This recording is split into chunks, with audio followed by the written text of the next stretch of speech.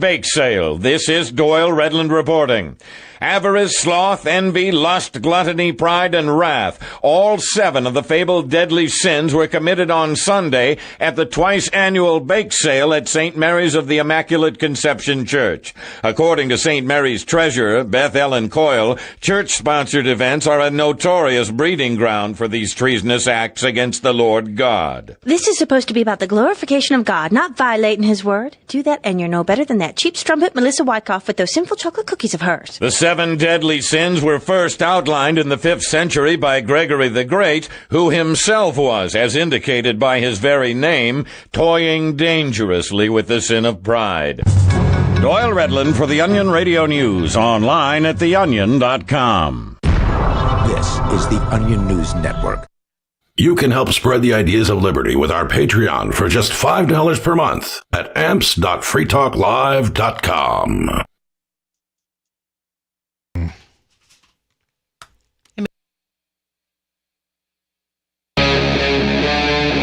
Free Talk Live.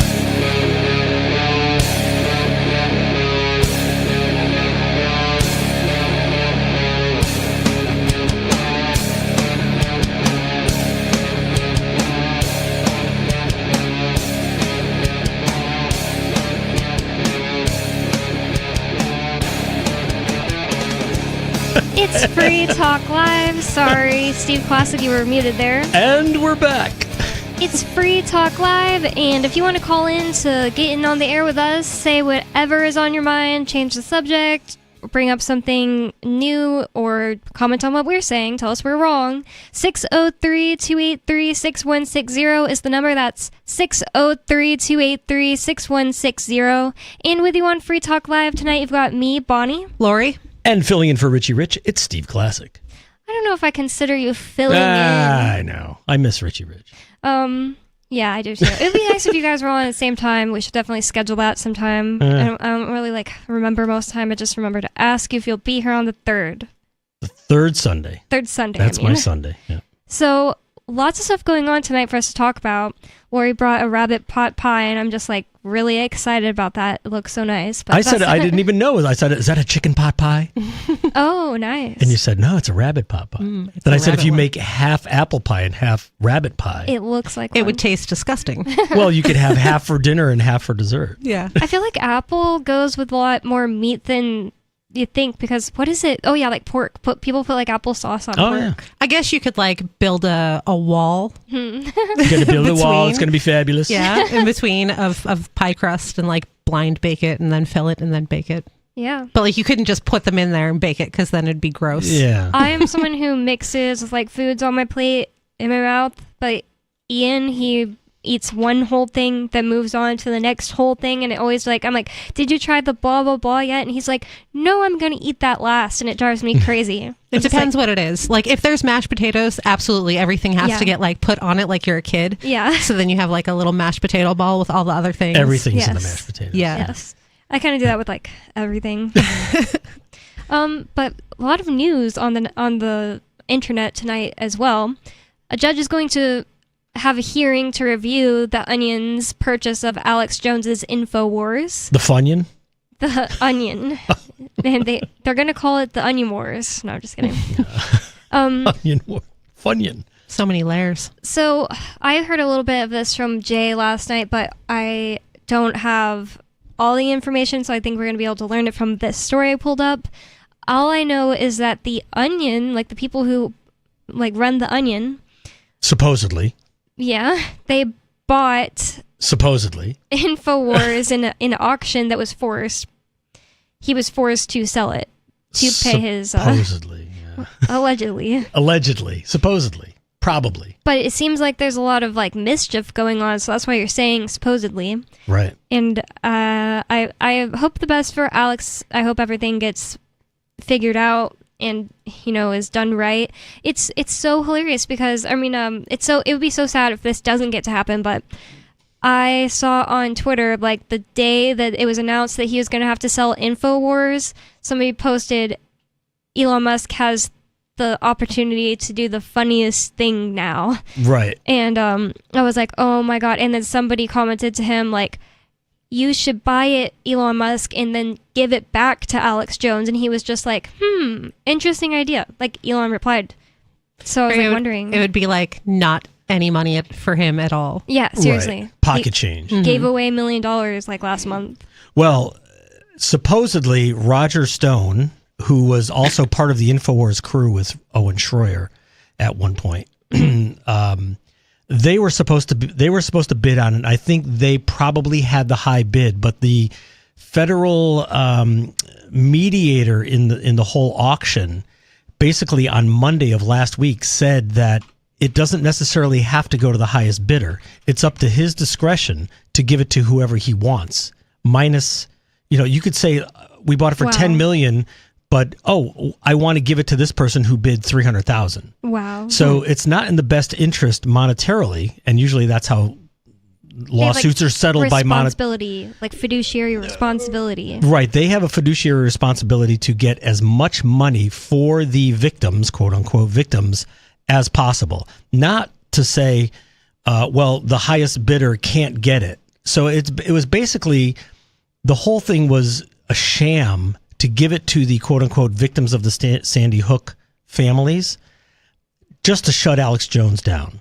It has nothing to do with like they weren't even interested in it for the money. They just wanted to silence his free speech.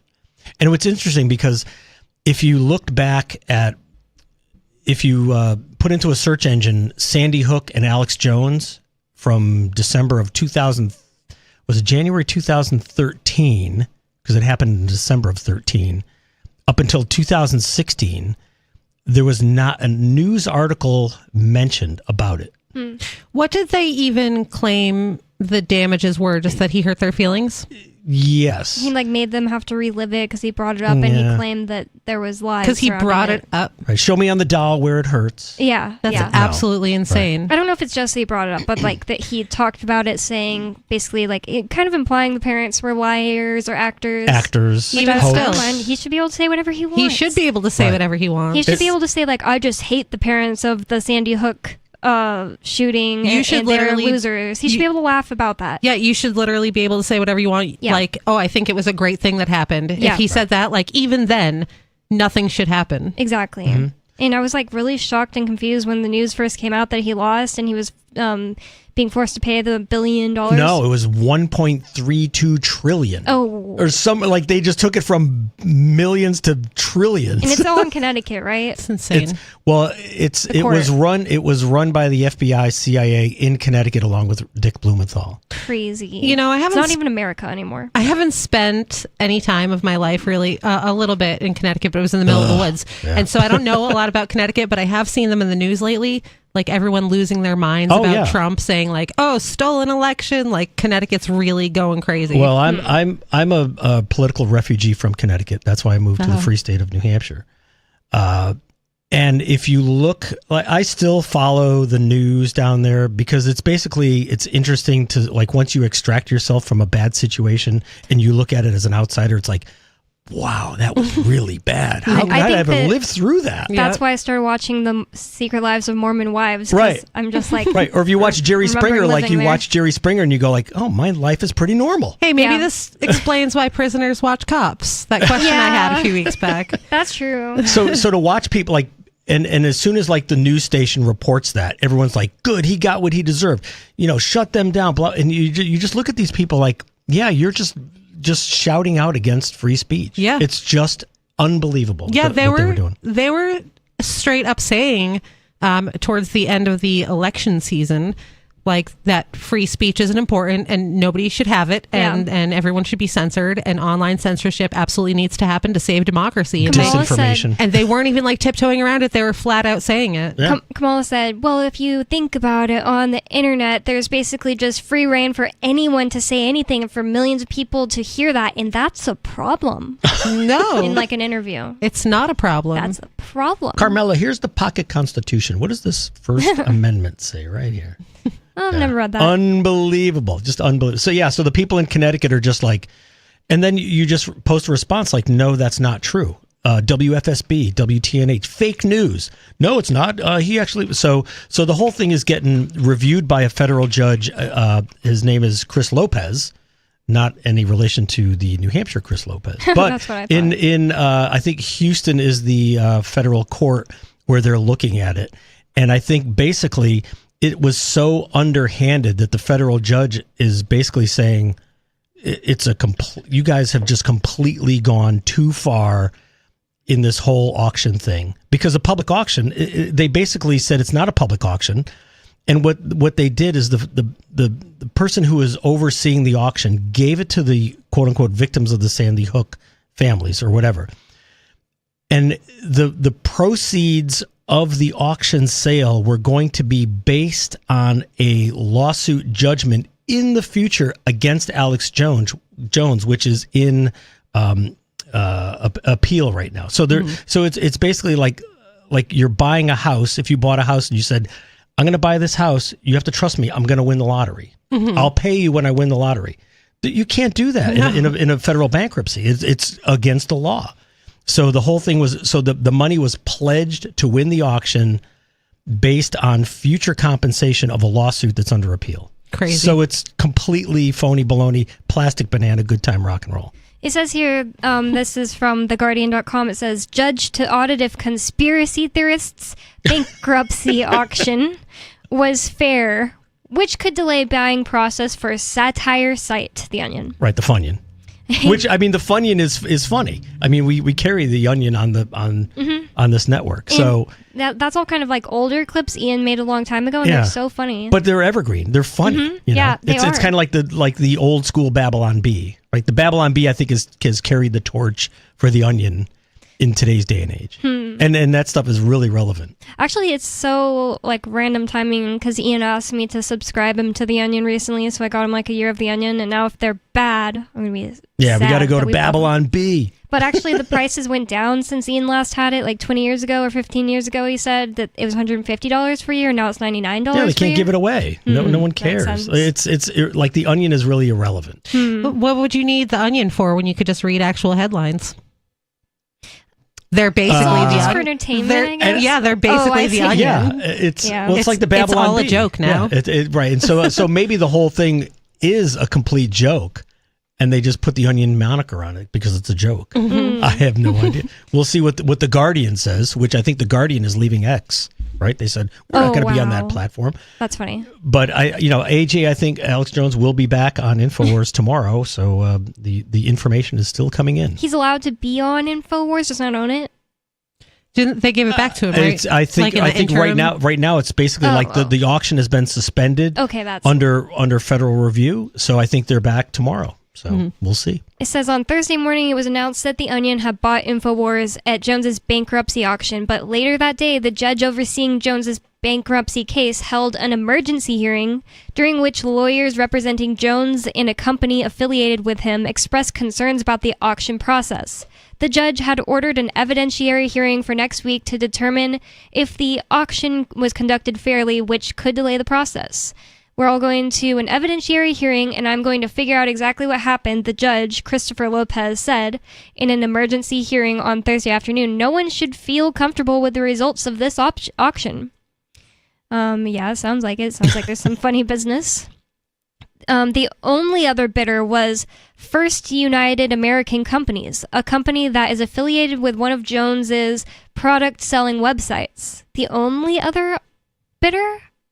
So I guess they're saying that Elon Musk. So it's like you're gonna auction, you're gonna buy your own company to try to outbid the feds. It's kind of it's like Free Talk Live. Either the feds own it or we're gonna buy it ourselves. But that means that Elon Musk didn't. But the federal magistrate or the person who's overlooking the auction said, well, Free Talk Live got the highest bid, but we're gonna give it to someone else. Yeah, but which that is crazy. Yeah, Elon Musk just didn't bid on it.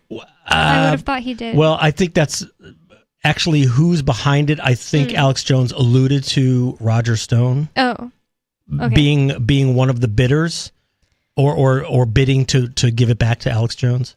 So it could be a shell company, could be an LLC. Who knows? So during the emergency hearing, they noted that no bidding round was held on Wednesday for rival parties, and that only sealed bids submitted the previous week were considered. So it seems like they're just like Right, so it wasn't an actual selecting. live auction, like Even without Musk, like I would be surprised that only two bidders bid right. on it. Yeah. The exact bid amount offered by the Onion for InfoWars remains unknown. Oh, well, that has to be disclosed because if you're bidding and someone else wins, it's like, I bid $1 million. What was their bid? Yeah, right. Yeah, it's like an eBay auction. If you buy something, I got outbid. Oh, the final bid was $1,000. Oh, very shady. But it has been reported that it was lower than First United America's.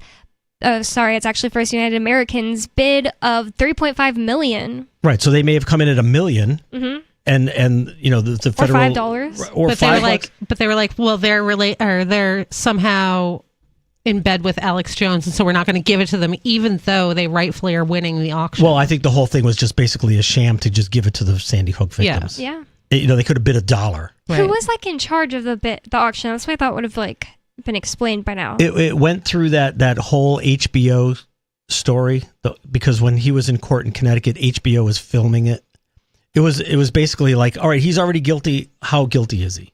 But he wasn't even allowed to speak at his own trial. Who was allowed to run the auction? Who was allowed to be in charge of the auction? Do you know? It was assigned to a federal.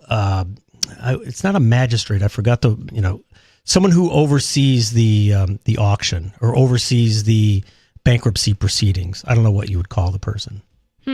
It says the Onion's offer was seen as a better deal because some of the... Less money, but it's a better deal. I see it as a better deal because some of the related Sandy Hook families agreed to forego a portion of the sale proceeds to help pay off Jones's other creditors.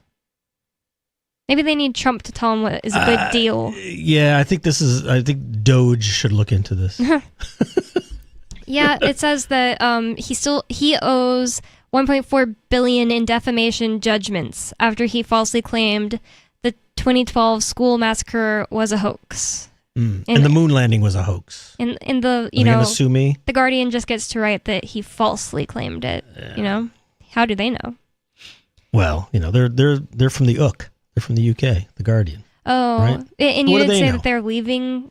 They're leaving X. Yeah, they don't like Elon Musk. So many. They don't like free speech. So many celebrities are like, "Oh, I'm leaving X." Yeah, and there's no reason to do so except for that they don't want free speech. Yeah. Well, they'll be back. They don't want to live in their echo chambers. Well, the thing is, they need followers. Like any influencer or any celebrity, in their mind, they're as famous as the amount of followers they have. Mm-hmm. Yeah, I've noticed. I've seen a few of these like, "Oh, I'm leaving" posts, and they're always like, even though I have 9.1 million followers or whatever, like they got to throw that in there. Like, right. I'm so important. Yeah, they'll be back because they're going to this app called Blue Sky.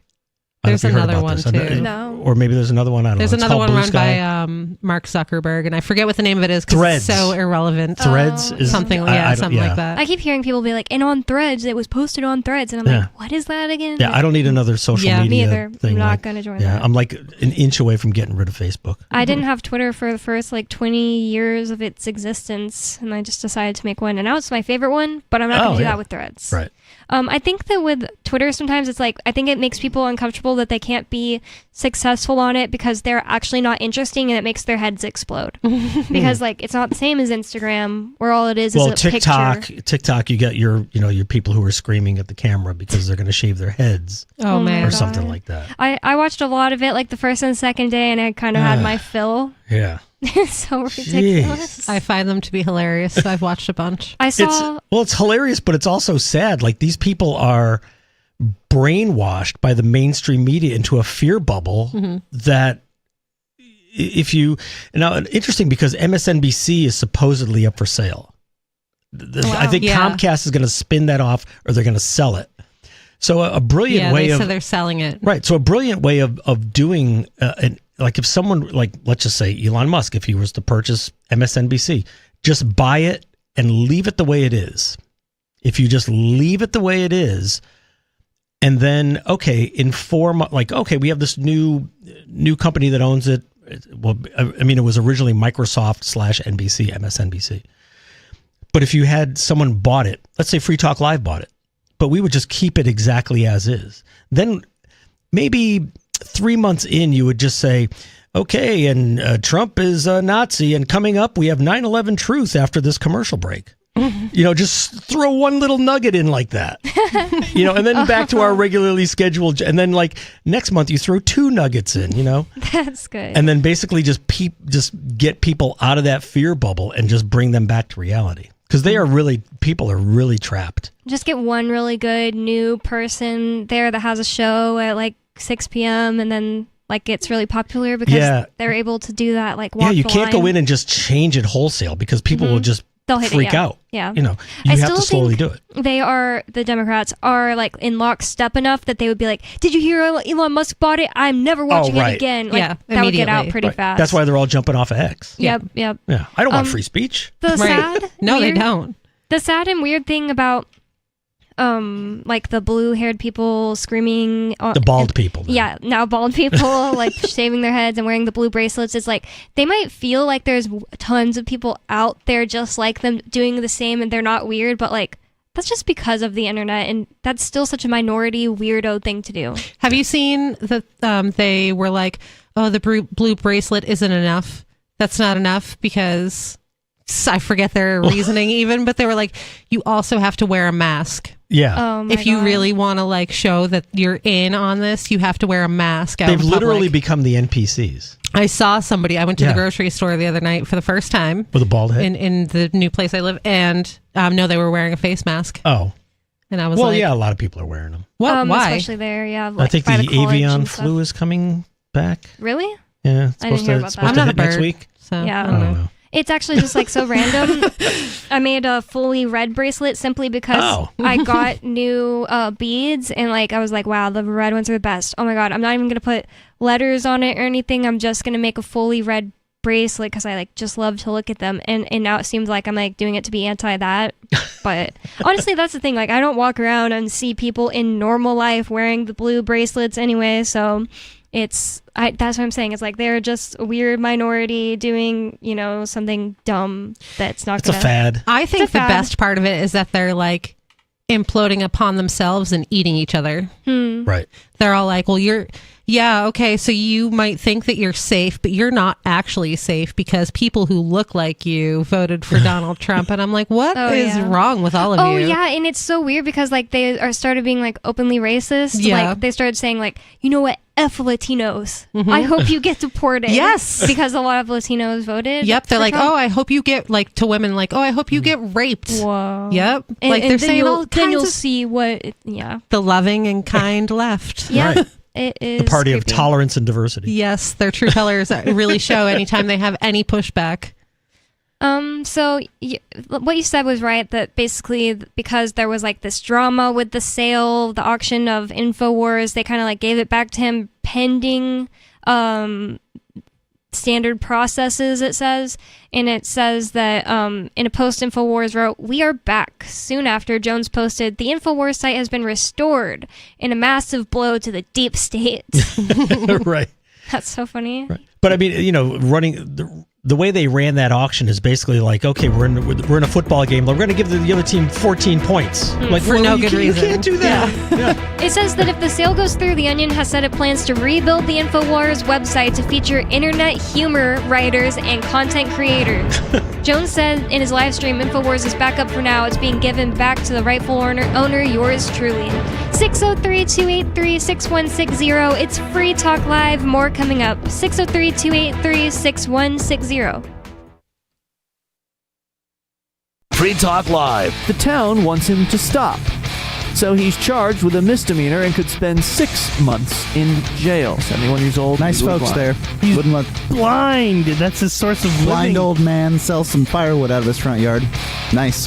So now you're looking at having to go out, get a firewood permit, which is going to cost you X amount of dollars a year, and who knows how much research to try and figure out how to get the permit. Just then doing whatever they can to stop industry. Yeah, then you have to go and get your education so you can actually run the saw, and then you have to get a variance on your property so you can actually sell the firewood from your property. Oh, and don't forget, if you have a storefront, then you have to pay, $500, $600, $700 a month in rent, maybe $4,000 a month in rent, depending on what city you live in. Gotta have an occupational license, too. Do you see how the government prevents people from doing what they want, making a living and being free? Do we live in a free nation? Free Talk Live, 7 nights a week from 7 to 10 Eastern at freetalklive.com. From Feature Story News in Washington, I'm Jagruti Dave. US President Joe Biden is, for the first time, allowing Ukraine to use American-made long-range weapons to strike inside Russian territory, according to US media citing unnamed sources. This would be a policy U-turn with major implications. The US-made weapon concerned is the Army Tactical Missile System, which travels fast and is hard to intercept. The Kremlin has in the past warned against allowing Ukraine to use these long-range missiles against Russia, but officials in Washington say it would allow Ukraine to target the around 10,000 North Korean troops deployed to Russia to help in its war effort, and that it would deter Pyongyang from sending more soldiers in the future. Joe Biden has made the move as he prepares to hand over power to Donald Trump, who has been critical of the amount of military aid Washington has been sending to Kyiv. House Speaker Mike Johnson has defended President-elect Trump's controversial cabinet nominations. Appearing on CNN's State of the Union, Johnson said Trump's picks will disrupt the status quo by design. They will go into the agencies that they're being asked to lead, and they will reform them. These agencies need reform. Mr. Trump has faced criticism from both sides of the aisle for several of his cabinet picks, including former Florida Congressman Matt Gaetz for Attorney General and Fox News personality Pete Hegseth for Defense Secretary. Johnson went on to comment on the pending House Ethics Committee report on sexual misconduct allegations against Gaetz, saying it shouldn't be released because Gaetz is no longer a member of Congress after his resignation last week. Meanwhile, House Minority Leader Hakeem Jeffries says the Democratic Party needs to find out why its message wasn't resonating with working-class voters this election cycle. Jeffries told NBC's Meet the Press the country's economic hardships have undermined faith in the American dream, and Democrats are committed to addressing those concerns moving forward. It's been under assault for decades for a wide variety of reasons. Poorly negotiated trade deals, the outsourcing of good-paying American jobs, the decline of unionization, and of course the rise of automation. Jeffries also said the party needs to analyse Vice President Harris's loss to determine why working-class and middle-class voters showed up so strongly for President-elect Trump. Jeffries went on to criticise Trump's recent cabinet nominations, saying America deserves better and that he hopes the Senate will be responsible when it votes to confirm or deny the nominees.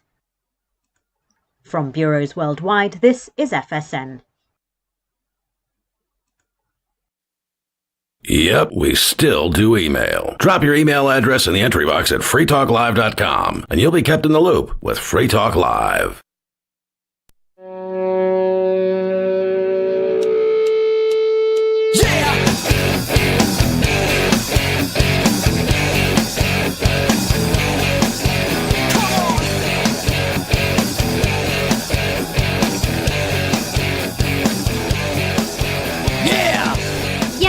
Talk Live, talk radio that you control, and 603-283-6160 is the phone number here. That's 603-283-6160. We do have a caller on the line, and Free Talk Live is brought to you by Dash, Digital Cash. Dash is the cryptocurrency made for spending. Dash transactions are irreversible, so Dash is great for merchants. Plus, its network is protected from 51% attacks by its chain locks technology. Thanks to the Dash DAO for sending us 32 Dash per month for this sponsorship. It's easy to get and use Dash. You can learn more at dash.org. That's dash.org. And with you on Free Talk Live tonight, you've got me, Bonnie, Lori, and Steve Classic. Oh, we didn't even do that last break. I'm just looking at my Dash stash right now. It's doing pretty well. Nice. Yeah. Wait, I think we did do going it. Up, right? Oh, we did? I think so. I don't know why I felt like we didn't, but we have a caller in line. Eric, you're on Free Talk Live. What is on your mind? Hey, yeah, Eric from California, and usually I don't listen until the morning after just because of time schedules and all that. West I understand, Coast. yeah. But I just happened to be watching the live feed, and I think I saw Steve Classic break his fork off and his You did. Oh, that's why you asked me about a fork. I forgot immediately. Yeah. Sorry. And Lori says, no, she only has spoons and chopsticks. Yeah, I went to eat my salad and just there was the fork just Can broke. you use like, a straw? No, I'm just kidding. No, I could blend it up. Yeah, that happened during the break. Yep. You caught him. Wow. People are watching the live stream. What do you think of that MAGA hat? Huh? Every once in a while, not very often, but. Anything else for us, Eric? Anyway. I think. When's California going to secede? What's up with Newsom? Fuck, I Fudge, I don't know. Oh, well, sorry, I had to dump the call because of the cussing. Can't cuss on the radio. See, as soon as I said Newsom. Yeah. See the response? We put him on the spot. But thanks so much for the call, Eric. That's kind of funny to think people saw that. Like, the cameras also switched, so basically it had to be right at the right part. As soon as I went, look at this little tiny fork. Right when he showed up on the camera, it's like his fork broke. Second hour, we're going to get real forks. I'll get you a real fork. I'm sorry, I didn't notice that. Or hear what you said, really.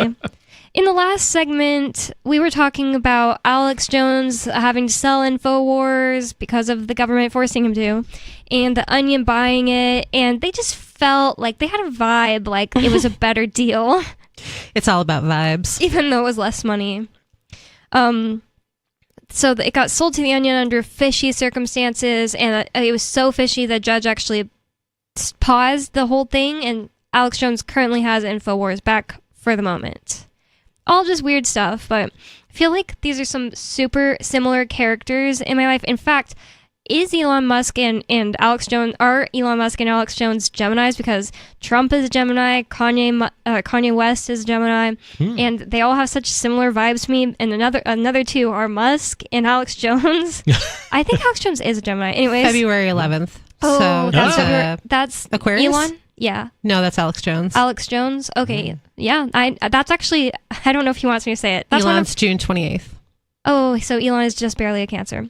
But February 11th is one of our hosts' birthdays, but I won't say because I just realized some people don't want people to know that. Like, Ian doesn't want people to know his birthday. He thinks they'll steal his identity as if they could get a bank account with it. Right. No one can get a bank account with his identity. I always use my internet birthday. Oh. That's... What is that? April 1st. Oh. I know a little girl whose birthday is April 1st, and I was like, that's just going to be a problem for her whole life. I think that'd be a fun birthday to have. It would be fun, that's true. But it's going to be like... People would have to be like super inventive for your birthday. People just aren't going to believe her. It's going to be April 1st, and she's going to be like, it's my birthday, just so you know. And they're like, no cake for you. You're just lying. kidding. They're not going to believe her. Well, right. So this is from the Wall Street Journal, the biggest challenge facing Musk's DOGE, which is the Department of Government Efficiency. And of course, it's like a joke because he loves Doge, the cryptocurrency, Dogecoin. I remember when he made it super big, I bought it at one of the peaks of all time. 80 cents? That was one of the first times. I don't remember honestly, but that was one of the first times I ever bought crypto myself. I know, he's cuter than that dog. We do have a caller on the line. We have Alu in Virginia, right, Alu? Yep, that's correct. On vacation? Yeah, at least for a year until law school. Oh, you don't know if you're going to stay in Virginia? It all depends where I get into law school. Yeah. Awesome. Virginia. So I'm 2 weeks behind on the podcast, catching up, and Dave Ridley called into Aria and Penguin 2 weeks ago, and they were discussing the New Hampshire secession movement and the legislation to that effect over the last few years, CACR 32 and 20. Yep. And they were talking about Max Abramson, who he told me in a conversation we had a few years ago that an interesting idea, because he was a state rep and he supported independence, and an interesting idea would be instead of a CACR, which requires 2/3 or 3/5, and then 2/3 or 2/3 and then 3/5 of the people, a regular bill. He made a great point that anyone can pass a bill. You could propose a bill, and if you pass it, it could say anything. It can say that anyone has to do anything. And this bill idea could be non-binding, probably, but call for a non-binding referendum to take the temperature of the people to place a question on the ballot, asking them if they would support independence. So I think that's a great point that probably would work. But that would require the governor to sign it, which again, I'm not very hopeful of. Not this time.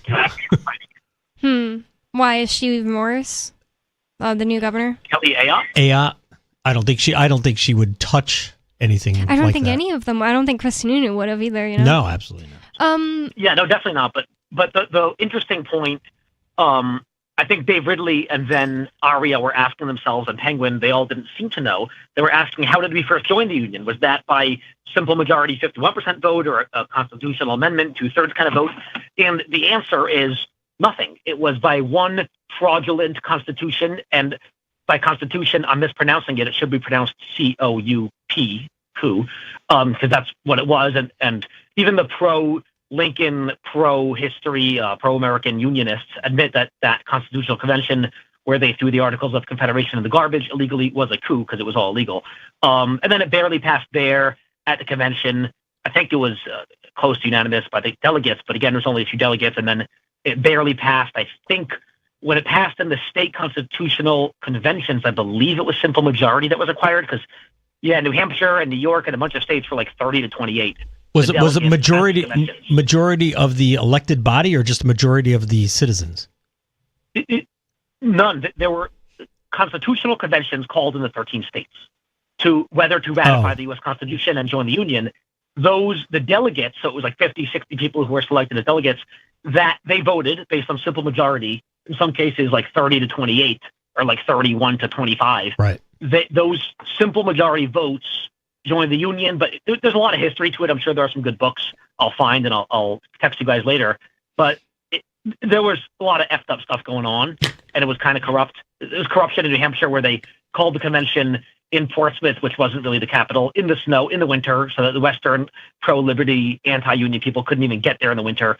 And then they closed the convention. They voted to end, I forget the procedural term for adjourn. They adjourned kind of illegally because they didn't have the votes anyway. Then they came back the next year and they passed it with a slim majority. But I think Rhode Island was the one state, I believe Rhode Island had a process where they did put it to the people, and the people, I believe, voted against it at first, like 90% against joining the Union. And then the next year, the Constitutional Convention, I think, approved it because they were the last state being a holdout, and the Union pressured them too. So there's a lot of shenanigans, and it was not, the Union being joined was not as popular as some people teach in history books.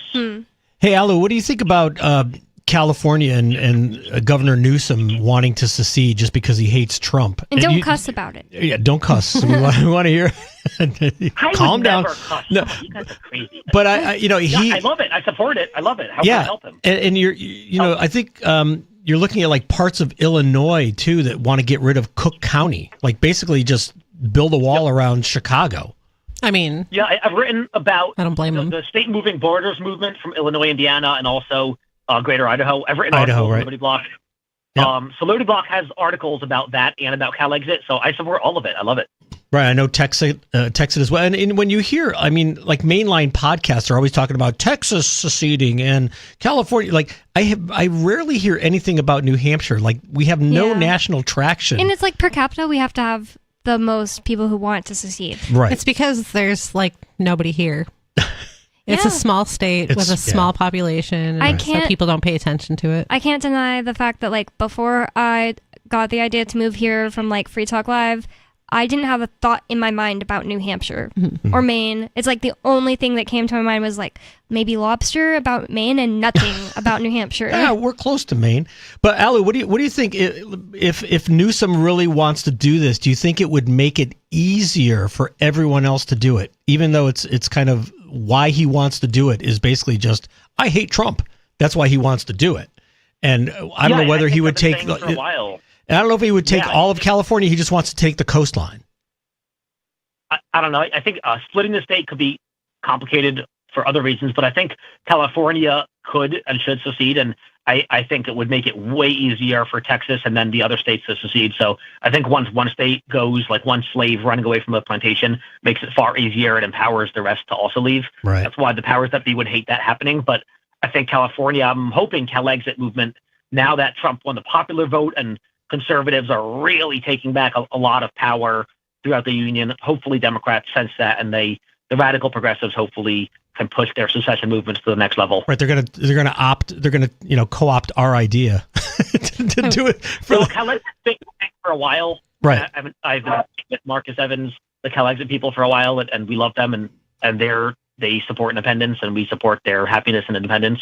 So hopefully they can have a lot of momentum to well, God bless them, because the U.S. government is good at like invading countries and overthrowing their leaders and annexing them. So I don't know if they're going to be able to hold off very long after they secede. Although the other day I was trying to remember something that like Ridley has said before about how Texas v. White like ended up later on being like looked at by it sounds like I'm like really hearing myself back when I talk, but turn your radio down, listener. Turn your radio. Yeah. There was no radio, but I took you off speaker. Oh, okay. There was something that Ridley was saying. I think it was Ridley, because he hasn't responded to me. And I was trying to find what I was talking about. Basically, there was something that made the Texas v. White decision like void. And I was like, oh yeah, wasn't there something? And then like immediately I couldn't remember exactly what I was talking about. I don't know if that ever happens to you guys, where you're like, oh, I know this thing. Wait, I don't remember all the details, and I can't find the proof of it. I'm not an expert in it. Daniel Miller and his book might have referenced it, or you can ask Daniel about it. Oh, that's a good person to ask. I think that the case was right after the Civil War, and it was really regarding like war bonds or something. And I think the basics of it is Texas issued like war bonds and something like that, and whether they had to be repaid was complicated, and it was being litigated. And the Supreme Court said technically Texas never seceded, and since secession never happened, Texas, as a sovereign government, couldn't issue bonds. I think it was something like that. So it wasn't really about secession, but in doing so, they ruled that secession is not legal, but that has legal issues for a lot of reasons. The biggest one being secession did happen. They were saying the states never really left, but it's undeniable the states did leave. The Confederacy was actually functioning for I think like 4 years with its own government, elected body, President Jefferson Davis, their own money. They had their own paper currency for 4 years. They had their own banks, states, military, everything. And in fact, Lincoln admitted that they were a separate country. He wanted them back and wanted to kill them, but he admitted it because he deported. I believe a congressman, he deported them to the South, and he I think used the term deported. And when you use the term deport, we're insinuating there's a different country, right? The country, not a different state. So I think Lincoln has essentially de facto admitted that it was a separate state, a separate national government. So they can't say secession never happened. So that's kind of what Texas v. White said, I believe. But yeah, 150 years old, and it's not canon, because if no Supreme Court decision to ever be overturned or wrong, then we'd still be living in Japanese internment camps with Korematsu and Brown v. Board of Ed, and blacks would not be people. So to say that every Supreme Court case is from 150 years ago is de facto the right decision, I would have a lot to say about that. So I would love to debate. Again, I've been begging legislators to debate me on this for like 2, 3, 4, 5 years now. And yeah, I'm still waiting for Brody Deshays to debate you. Yeah, I would love that. I would pay money to. I would never want to debate you. That's for sure. Thanks. Yeah, so people, I discuss a lot of this stuff in my books, Blueprint for Liberty, Articles of Secession, a lot of this stuff. Blueprint for Liberty, Articles of Secession. Yep. Yeah, hopefully people can check those out for the answers to this stuff. And it's just libertyblock.com, or is it the Liberty Block? Yeah, no the. Okay, got it. I always forget that. Anything else for us, Olu? No, I gotta run, but thank you so much. I love you guys. Thank you. We love you too. Have fun in Virginia. Thanks. LibertyBlock.com. Yep, no the. That's what Ridley says. Oh, I see, yeah. .com. So I guess I have to ask Daniel Miller to help me with what I'm looking for still, because it wasn't even just like, here are the facts of the case and why it's a little shaky. It was something like that, like later on somebody ruled something about it. I don't know. I could even I looked it up while you guys were talking. It says it hasn't been overturned or anything like that, so I have no idea. Yeah, I didn't think it was something that like huge, like, it was overturned. It was like something someone came out and said something about it. I don't remember. And that's the thing. I was like, didn't that thing happen? And then it was like, it starts to fade from my memory immediately. And I'm like, wait, I don't remember everything I'm saying. So I'm going to find it. Whatever. Alternative facts. Yeah. So this from the Wall Street Journal that we were getting into before we took a call. The biggest challenge facing Musk's DOGE, the Department of Government Efficiency. It would have a broad mandate, but lawmakers often balk at cuts. I don't know. Balk. They're I don't believe Is it balk? that. Mm-hmm. Balk, yeah. Balk. Yeah. A-L-K, yeah. B-A-L-K. Mm-hmm. So, yeah, it doesn't really bother me. Well, if the lawmakers are concerned about it, then it's probably good. Yeah. It's bizarre that anyone doesn't say, logically, why would the lawmakers be upset about reducing waste? Yeah. Because that's how they get reelected, jobs, right? yeah. The more money that they can, bring into the. It's funny if you're following DOGE, DOGE. It's at DOGE on X. Oh. You look at the things that they bring up. Like this morning was $154,000 spent on gingerbread houses and earthquakes. Whoa. And they basically said this project is going away. There's somebody, I cannot remember who it is, that compiles every year a list of all of the wasteful things that they have for studies in the government. It's just ridiculous. Like, there are so many unbelievable, so many absurd things that they study just constantly. Mm-hmm.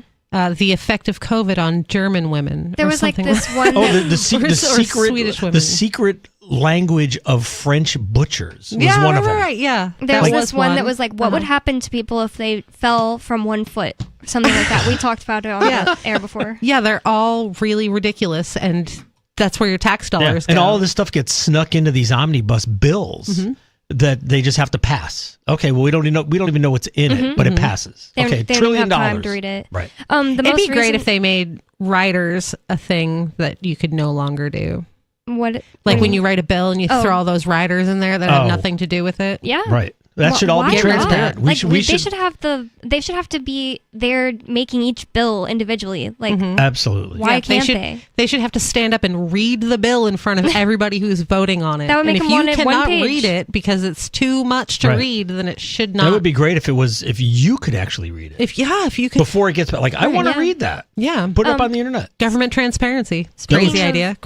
Things that need to be simplified. Their most recent tweet from the at DOGE. In 1955, there were less than 1.5 million words in the U.S. tax code. Today, there are more than 16 million words. Because of this complexity, Americans collectively spend 6.5 billion hours preparing and filing their taxes each year. This must be simplified. Yes. Yeah. Yes. Yep. I mean, it's good stuff. It's job creation. Now we have people who work at H&R Block and do your taxes because it's super complicated. Now they're not it's not complicated. My CPA probably will not like that. Yeah. That's like that video. Stop doing income taxes. There's this video of like I think they were cops. And they were clearing like some logs for some reason, and they were standing in a long line, the bucket brigade of handing to the next person. And it's so funny because when I was a 5th grader, I was a teacher's assistant, and there was this paperwork I would help her clear out, and it would be like, oh, it's the end of the week, and the kids don't need this anymore. And there was this little girl that always wanted to help me, like assist me as my assistant, even though I was a teacher's assistant to the regional manager. Right. Yeah. Right. So she was a 3rd grader, and I remember being like, hey, listen, it's not more efficient for us to hand the paperwork down and hand it down. It's more efficient if I hand you this one, you go all the way to the trash can, and then little Timmy goes all the way. So I figured that out as a 5th grader. Right. If people don't know what I'm talking about, there's this video of like some government employees, I don't remember what kind, standing in a line, and they do that thing where I hand you it's a bucket brigade of like 20 cops or something like that. Yeah, it's like 20 of them. Yeah, and they're just passing like logs that are getting cut. Yeah. Down a bucket brigade line. I didn't know there was a word for it. I consider it a bucket brigade, but yeah, I don't know. I never heard that, but it's so ridiculous. It's like that's. And it was a DOGE creation. tweet. It's like, oh yeah, we'll see this. This is not going to happen again. Oh, that was a DOGE tweet. Yeah, I think it was a DOGE tweet. Yeah. Like it said, like we need to research if it's possible for a cop to walk the 10 feet by themselves for each cop. Walking the line, you mean? Just like walk from the place where they're picking up the wood walk to where they're putting the wood. They might get scared. Yeah, they might get hurt. They need their buddy. They're all going to bump into each other. Like, yeah. Oh my god, there's so much stuff that we could bring up, especially if we had just like a night to just like everybody find every instance, just like us three. Find every instance you can find of government waste. Like, we could find hundreds of things. Just fill my whole life with that. Yeah. Like, that could be a full-time job. Yeah, it's job creation. Job creation. So it says, virtually everyone agrees, and this is from wallstreetjournal.com, virtually everyone agrees that there is waste and inefficiency in the federal government, which employs more than 2 million people and spends more than $6 trillion annually. Getting agreement on what is wasteful and how to eliminate it is another story. That's because common sense isn't common anymore. Finding such consensus in meaningful dollar amounts, even among Republicans, is perhaps the biggest challenge ahead for President-elect Donald Trump's Department of Government Efficiency, or DOGE, the nascent and still amorphous effort led by the world's richest man, Elon Musk, and biotech entrepreneur Vivek Ramaswamy, a one-time Republican presidential candidate. I keep forgetting he's involved. I wonder if he's a Gemini. It says they will work with administration officials to identify ways to cut regulations, shrink the federal bureaucracy, and restructure agencies, Trump said Tuesday. Musk, who emerged during the year's presidential campaign as chief Trump ally and benefactor, has suggested he could cut at least $2 trillion, though he didn't specify whether he meant annually or over time. And I think it's Rand Paul that does the list. Does like the list of all the wasteful things they did. There is someone doing it. Yeah. Well, he would be one like to find all this stuff. Yeah, he like compiles lists and just posts them like hand publicly. it over to those guys. And the thing is, like Musk said, he could find $2 trillion worth of waste. I think that's probably in 6 months he could probably find that. Yeah, every year. Yeah. And the thing is with these government agencies, and I know I was on the board of selectmen. And when you get involved with at least even your local government, you can just see the stupidity of government. So from owning a business to being in government, it's 180 degrees out of phase. Because as a business owner, if I need something, I just make a decision and do it. In government, if you want to do something, you have to have a blue ribbon panel together. You got to have 3 bids. You got to go to a referendum. It's very slow and very draining to get anything done in government. And the thing is, they will just waste money like there's no tomorrow. And because they have no accountability to anybody. It's just like, it's easy. We'll just raise taxes. They don't allow the people working in government to even use their own brain and common sense to make decisions on things. I remember my dad getting in trouble when he was running a clinic on a military base. He was a medic in the military, and he was telling people I know the rules tell you to do it this way, but do it this way because it makes so much more sense. And he got in trouble. Yeah. I have told that story. I couldn't get sheetrock cut today at Home Depot because he says I can't have anyone cut that for you. I'm like, really? My dad used to drive me insane when I was a kid because he was the opposite way. I'd be like, this makes sense. And he's like, oh, that's not how you do it, though. You have to do it this long, drawn out, you have to wait for Santa Claus to do it. And it is Rand Paul, and it's called the Festivus Report, and he posts it every year. Yeah. That's fun. We should talk about it on the show when it comes out. 603-283-6160. More coming up. It's Free Talk Live. The number is 603-283-6160. More coming up. Don't go anywhere. It's Free Talk Live. Hey, you are going to love the movie Victimless Crime Spree. It's hilarious, heartwarming, and carries a ton of inspiring freedom messages. Feeling down about the lack of liberty in your life? You need to put on this film with some friends and have a good laugh. It's a true story about me and my friends in New Hampshire living free, singing, dancing, and getting arrested. Of course, it's all on video, and the bad guys, the cops, judges, bailiffs, and sheriffs, they all play their part like it's out of a movie or something. You would think we scripted the whole thing, but it's real life. Go ahead and have a watch, and if it's been a while, have another look. I guarantee you'll notice things now that you didn't notice before. And the best part is that you're going to walk away feeling a renewed sense of your own power. You are the master of your destiny, and you will be free in your lifetime. Victimless Crime Spree. How many lawyers does it take to change a light bulb? None. They'd rather keep their clients in the dark. There are too many lawyer jokes to count. However, there are some lawyers with more noble intentions. At the Institute for Justice, we bring the light to our clients. We are a non-profit public interest law firm with clear values and principles. At IJ, we fight for those whose most basic rights are denied by the government. Visit our website today at ij.org. What if you want to hear the latest episode of Free Talk Live, but all you have is your phone, you forgot to download our archive, and you have no data connection? You can call our Listen line at 641-793-0191. That's a long-distance number, so you may incur charges. If not, listen as long as you want. 641-793-0191. The Free Talk Live listen line, 641-793-0191.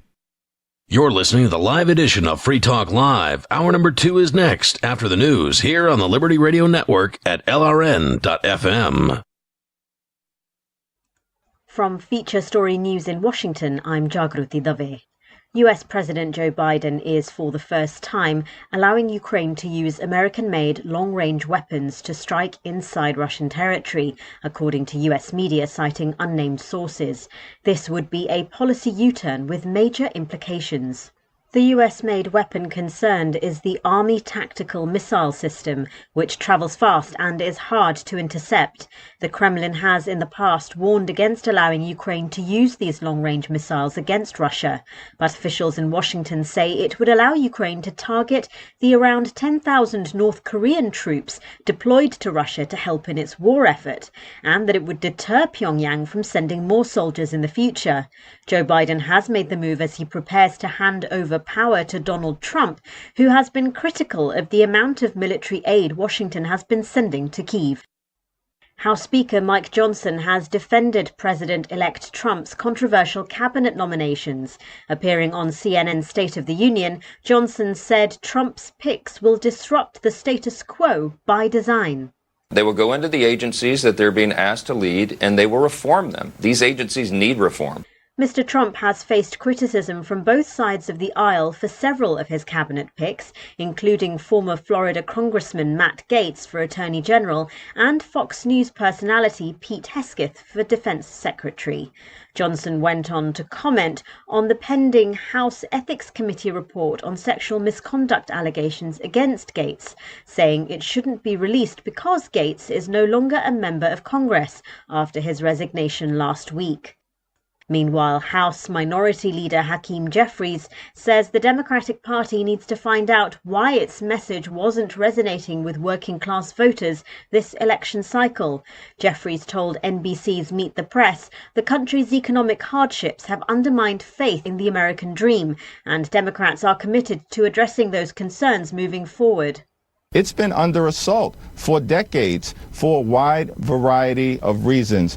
Poorly negotiated trade deals, the outsourcing of good-paying American jobs, the decline of unionization, and of course the rise of automation. Jeffries also said the party needs to analyse Vice President Harris's loss to determine why working-class and middle-class voters showed up so strongly for President-elect Trump. Jeffries went on to criticise Trump's recent cabinet nominations, saying America deserves better and that he hopes the Senate will be responsible when it votes to confirm or deny the nominees. From bureaus worldwide, this is FSN. With FSN Spotlight, I'm Simon Marks, looking in more detail today at a brutal weekend in Ukraine after Russia launched its strongest attack for months, targeting energy infrastructure and causing power cuts in various parts of the country. President Biden has authorized Ukraine for the first time to use US-supplied missiles to strike Russian territory. We're on a knife edge here, waiting to see what exactly President-elect Trump plans to do in Ukraine. Lee Turner is a former UK ambassador to Ukraine, struck by President Zelensky's claim this weekend that with Donald Trump at the White House, the war will end sooner. I think what he's talking about really is ending the war in 2025 rather than it dragging on into 2026 or beyond. It's all about Ukraine retaining agency and influence. Kiev is really worried that Trump wants to pressure Ukraine by cutting off arms supplies to accept a so-called peace deal, which would effectively mean Russia holding on to those parts of Ukraine it's already grabbed. Any deal that lets Russia keep the land it's already invaded and occupied would mean Russia winning this war. US officials say President Biden's decision to allow Kyiv to use American weaponry without restrictions was also designed as reprisals for Moscow's decision to deploy North Korean troops on Ukrainian soil. With FSN Spotlight, I'm Simon Marks. The main headlines again. US President Joe Biden is, for the first time, allowing Ukraine to use American-made long-range weapons to strike inside Russian territory, according to US media citing unnamed sources. House Speaker Mike Johnson has defended President-elect Trump's controversial cabinet nominations. And House Minority Leader Hakeem Jeffries says the Democratic Party needs to find out why its message wasn't resonating with working-class voters this election cycle. And that is the latest from Feature Story News. I'm Jagruti Dave in Washington. Patrons at a local Boston sports club watched dumbfounded today as an unidentified man's personal trainer forced him to put on an embarrassing athletic spectacle for the entire gym. Like a machine, there you go.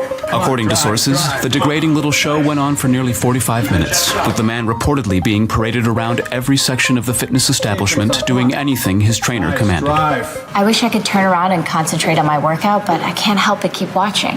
He has to know how ridiculous he looks. Sources added that the whole spectacle was made even sadder by the personal trainer encouraging the man to, quote, push himself a little harder. It's like watching a f***ing trained seal. Okay, so when you stand like that, you want to feel pressure in your knees, like this, right here, okay? Okay, give it a shot. You root for him to tell the trainer that he's a human being with dignity and just walk away. But no, he keeps subjecting himself to this. All right, let's have you get on your back, walk like a crab. Come on. This is the Onion News Network.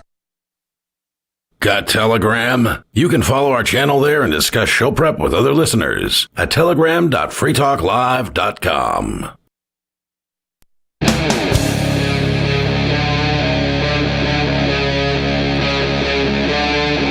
Free Talk Live.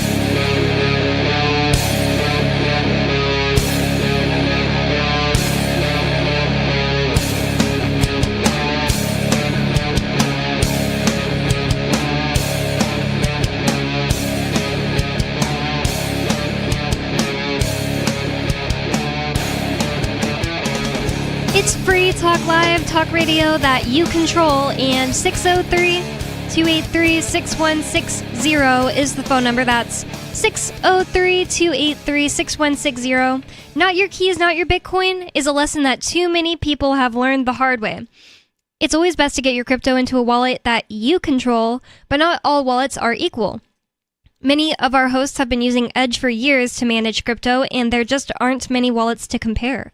Featuring a unique login system that makes it easier for you to access your crypto from multiple devices, Edge is designed to be user-friendly. In a space that can be notoriously difficult for non-tech people, Edge is a valuable tool for novices and experts alike. You can learn more at edge.app, that's edge.app, which features a link at the top for those who wish to learn more about crypto and wallets. Thank you to Edge for sponsoring Free Talk Live, and again, to learn more, visit edge.app. With you on Free Talk Live tonight, you've got me, Bonnie, Lori, and Steve Classic.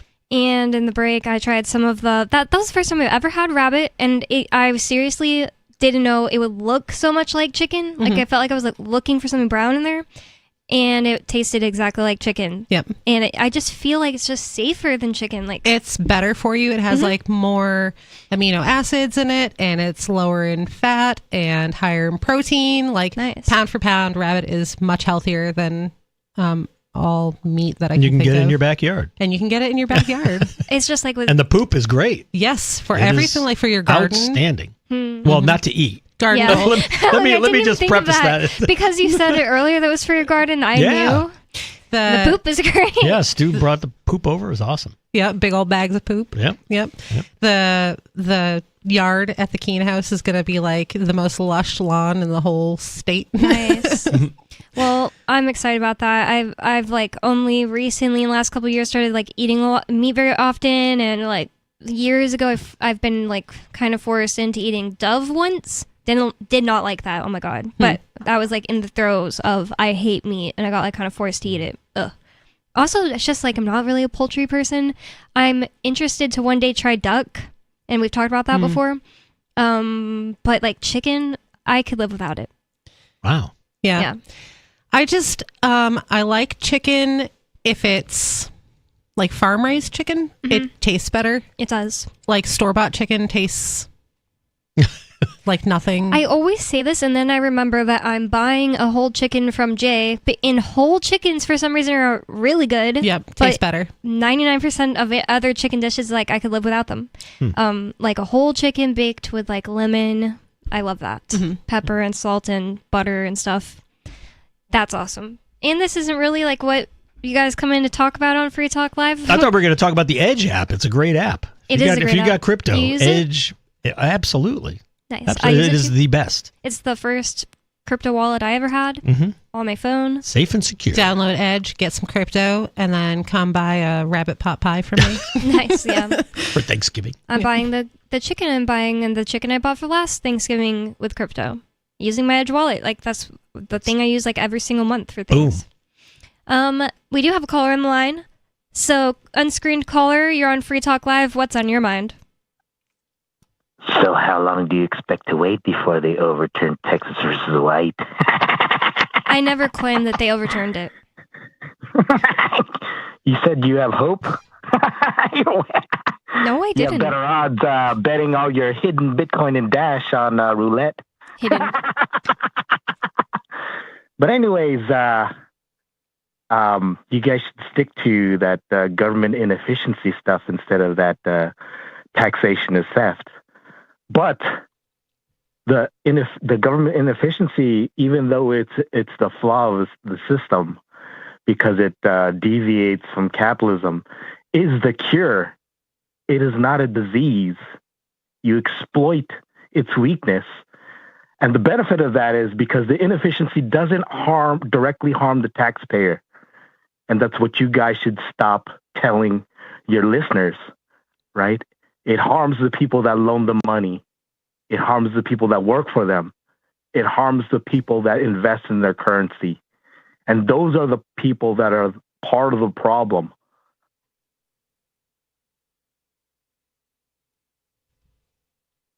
I can't make dead air. I actually finished the thought. Oh my God. I can't believe I finished Hey, the thought. This is the first. Scroder, I went to bat for you. I said, just let him go. Let him go. He'll run out of gas. Went to bat for him. So you owe me, Scroder. I'm just shocked that he made it all the way through a thought to the end. He Hey, Lori, did. I'm scared of you. You are a bear hunter after all. I'm a bear hunter? No, she's not. What does that even Yeah, mean? that's your bear hunter. What else you got? On Coconut Island. You said you would risk your life getting a coconut bag for bear meat. I thought you were saying like you really thought she's bear hunter because there is a Free Stater wife in New Hampshire that is like always posting these whole bears she's hunted, and I don't understand that. Bear pot I feel like bear wouldn't taste great because it eats meat. I also heard that they like have the highest rates of parasites. That makes sense because they eat meat. Mm-hmm. I don't want to eat things that eat meat. And then it's just not good. It's like gamey. Lori's using like democratic thinking. She's not considering the cost of hunting the bear. She's only looking at the benefits of after she gets the bear meat, and that's why democracy is inefficient. It's because when you spend other people's What else do I have to do on a deserted island except for figure out a way to kill the bear efficiently? Eat. I'm sitting on a deserted island with nothing else to do. In your little postulation there. Maybe figure out more efficient ways of getting nutrients. How about that, Lori? Maybe if you were in a free market. So you think she would just be not eating until she ate the bear?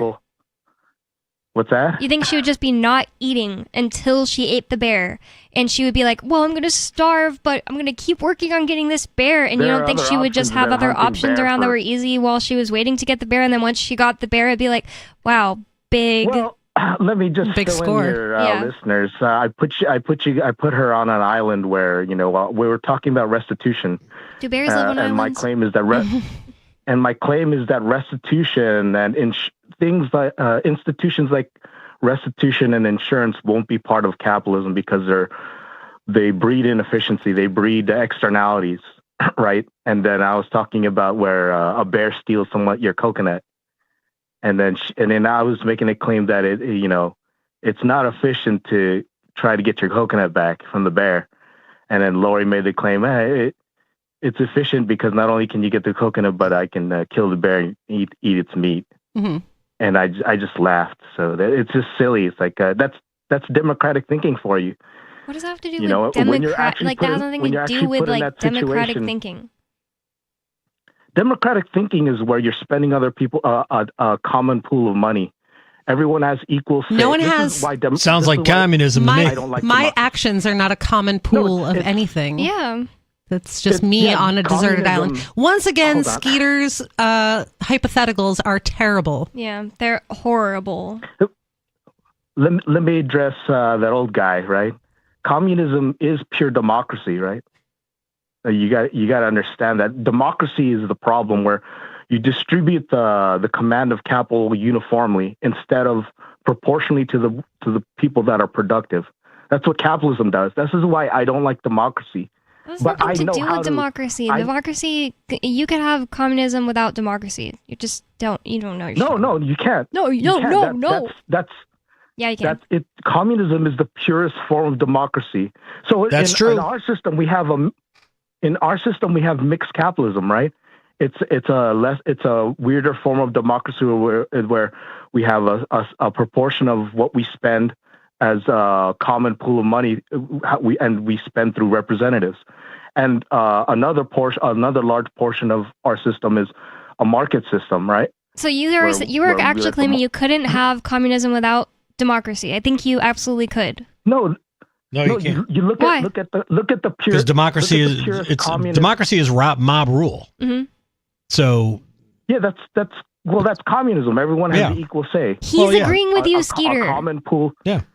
I'm asking him why, because you don't all- explain things. You just say stuff, and you're like, no, it is. I just don't understand. I think you can totally just be a dictator, show up, be like, hey, I'm in charge, and now communism. So how can you say that you can't have communism without democracy? I'm not even defending democracy. That's not true communism. Communism is where Why would it be everybody not has an true equal say. communism There's if no representatives there like is not? That is not dictators. That's why- true. In whenever anytime there's been communism, nobody has any say in it. Those aren't. The guy in Cuba, didn't he just show up and say, "Hey, I'm in charge"? Cases of communism. Okay, whatever. What's that? It's not true. Cuba isn't true cases of a true case of communism. Whatever. Like, I don't even want to have a conversation with you. Cuba is communist. It's just so boring. Like bad radio. Hate talking to him. Just like, what's the point of having a conversation with him? I told you, just let him filibuster. He'll run out of gas. He did, and then he just thinks but you got into his trap. You fell into his trap. he just thinks like I made a really good point and I got to say it on the radio. And it's like, it's boring. He didn't make any good point. Like, I don't even care what he has to say. It's entertainment. I don't think it's entertaining at all. That's the thing. I'd rather just not answer his calls. I already knew it was him.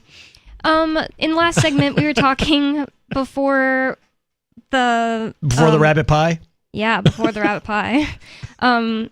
We were talking about the DOGE, Department of Government Efficiency. Is that it? Department of Government Efficiency. Yeah. Yep.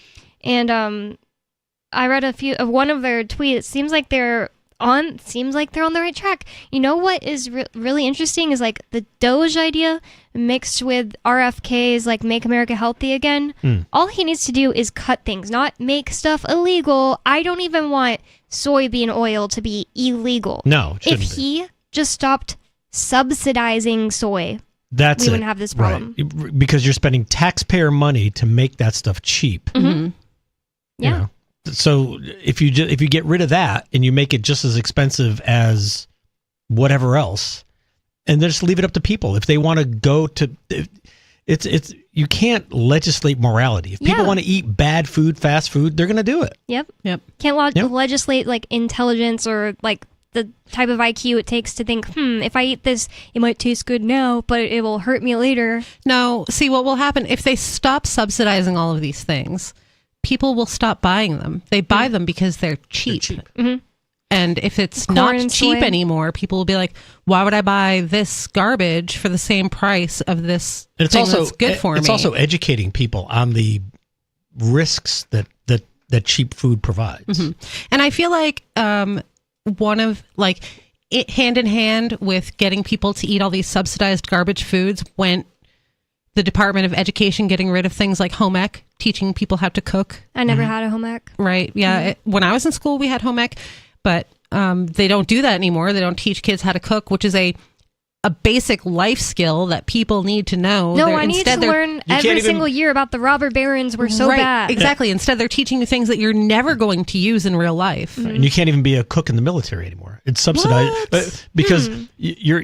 I don't know. I mean, I'm not in the military cooking, but what I've heard is it's outsourced to like Sodexo or Halliburton. True. That's true. Yeah. Okay. So enlisted, grunts aren't cooking.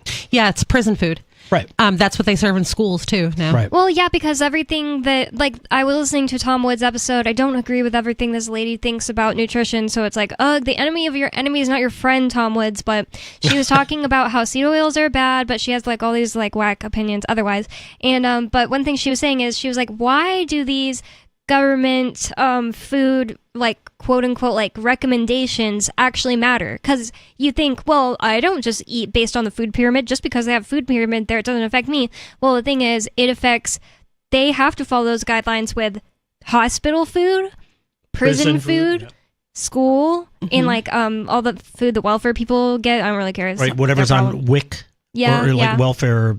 I think welfare, they just buy whatever they want. Right, but there's certain things that you can't buy. But there's like the food that you get delivered, like, government cheese. Yeah. Well, they used to not be able to buy prepared food, but I think like you can't buy chocolate, you can't buy soda, maybe. I don't know. With welfare, like with EBT, you can buy anything. Oh, really? Anything as long as it's not like prepared food. But some of that changed. Like a while back, I remember them saying that you could go to like McDonald's and use your EBT card. And Sarah called in to tell us, she was like, I'm so excited. You can use your EBT to buy this prepared sushi at my store now. Mm-hmm. Wow. So, yeah, but I meant more like, you know how people used to get delivered food? I think they still do. Like Meals on Wheels? Yeah, like some people talk about, I ate the government cheese. Mm-hmm. And it was kind of Velveeta. Oh, I hate Velveeta. Yeah. And actually, this week I was thinking, I'm going to make myself a cheese dip. I kind of forgot, so I'm glad I remembered saying it out loud. I'm going to make myself a cheese dip that's like amazing and tasty to dip chips in that doesn't have Velveeta.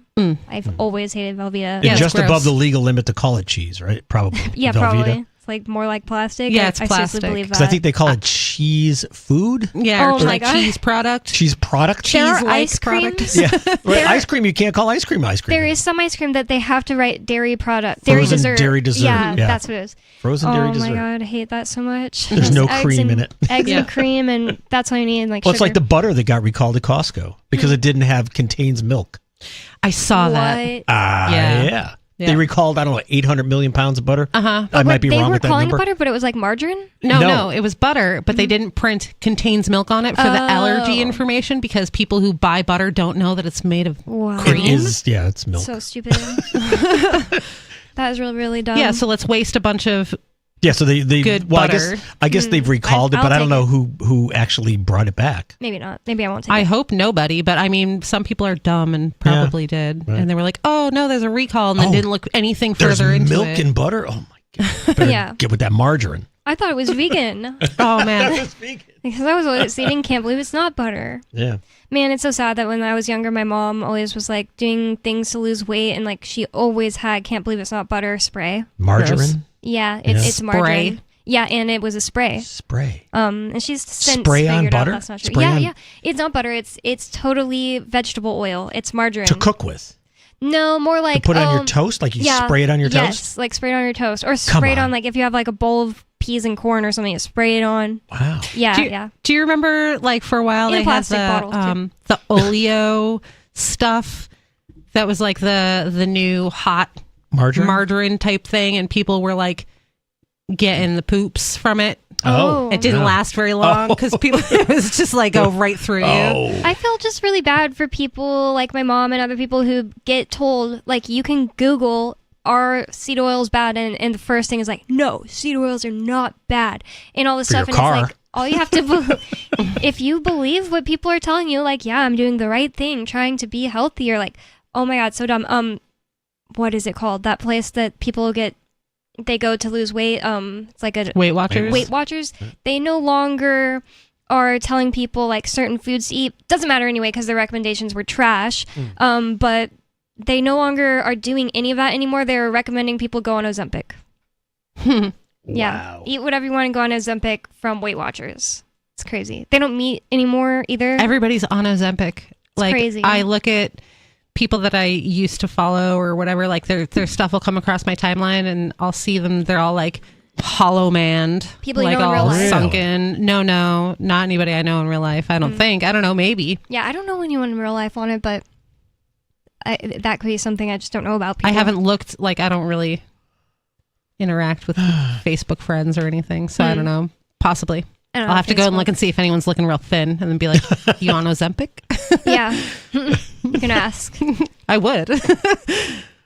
There are lots of people that are just like YouTubers and stuff that I've watched that have like come out and told their audiences they're on it. But yeah, nobody I know in real life so far. But I also I don't know any like young girls that have diabetes. But actually, like one YouTuber that came out and talked about it, she got prescribed it simply because she was trying to lose weight, and her doctor was like, "Yeah, if you're trying to lose weight, we'll put you on Ozempic." Yeah, lots of people, crazy. Lots of people, like celebrities and stuff, they take it simply to lose weight, not because they have diabetes. And that's like fine, like according to the doctor. I mean. Ozempic is a diabetes drug? Yeah, and it has all kinds of like crazy side effects and things like that you can never recover from after you get off it. And people are doing it just to lose weight. Yeah, and it doesn't it's not that it makes you lose weight, it like makes you not enjoy things. Whoa. Yeah. I so like you don't crave it's some kind of a poison out of a lizard or something. You don't get cravings. So like I wonder if it would help people like stop smoking and stuff like that. Yeah, there's a drug like that is for smoking. I forget what it's called. Chantix. I've heard that it gives you like horrible nightmares. Yeah. I've heard like it like really messes with you mentally. There's also one that makes you not want to drink. That like you kind of take the pill every day, and then when you start to drink, it's like, oh, this is disgusting. It makes you want to eat margarine. I think that's the one that makes you not drink. I think if you drink, you get like really sick. Yeah, I can't remember what it's called. And then you just start to like not want food, and you lose weight on that too. I know one person that took that to stop drinking. You know what works instead of these drugs is willpower. Just like make a decision and then do it. Stopping to do something like stopping is easier than even doing it because you just don't have to do a thing. Or if you watch the documentary Food Inc., that'll stop you from eating. What is that all It's about? basically talks about factory farming and how everything is bad in food. And when you watch the documentary, you finish, it's like, I'm going to go I'm not going to eat that. I'm not going to eat that.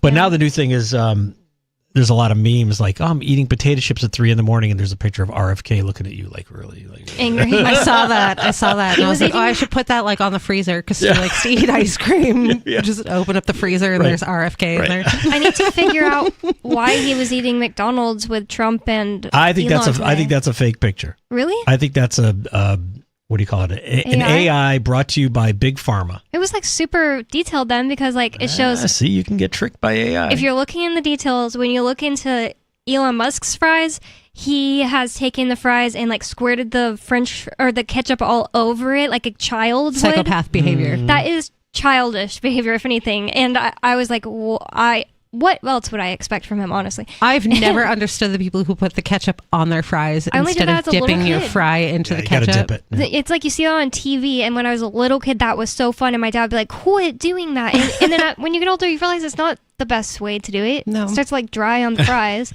My kids don't do that. They like to break them in half and like pretend it's like a wounded finger or something, and then dip it in the ketchup and put it back together. Oh my God. And then eat it.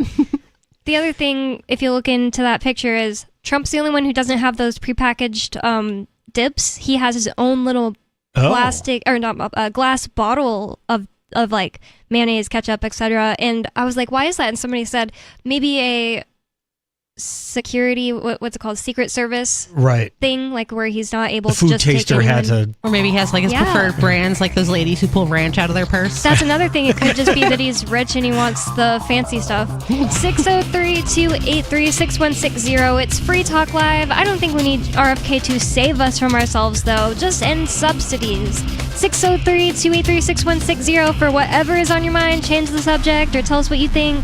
It's up to you. It's Free Talk Live. More coming up.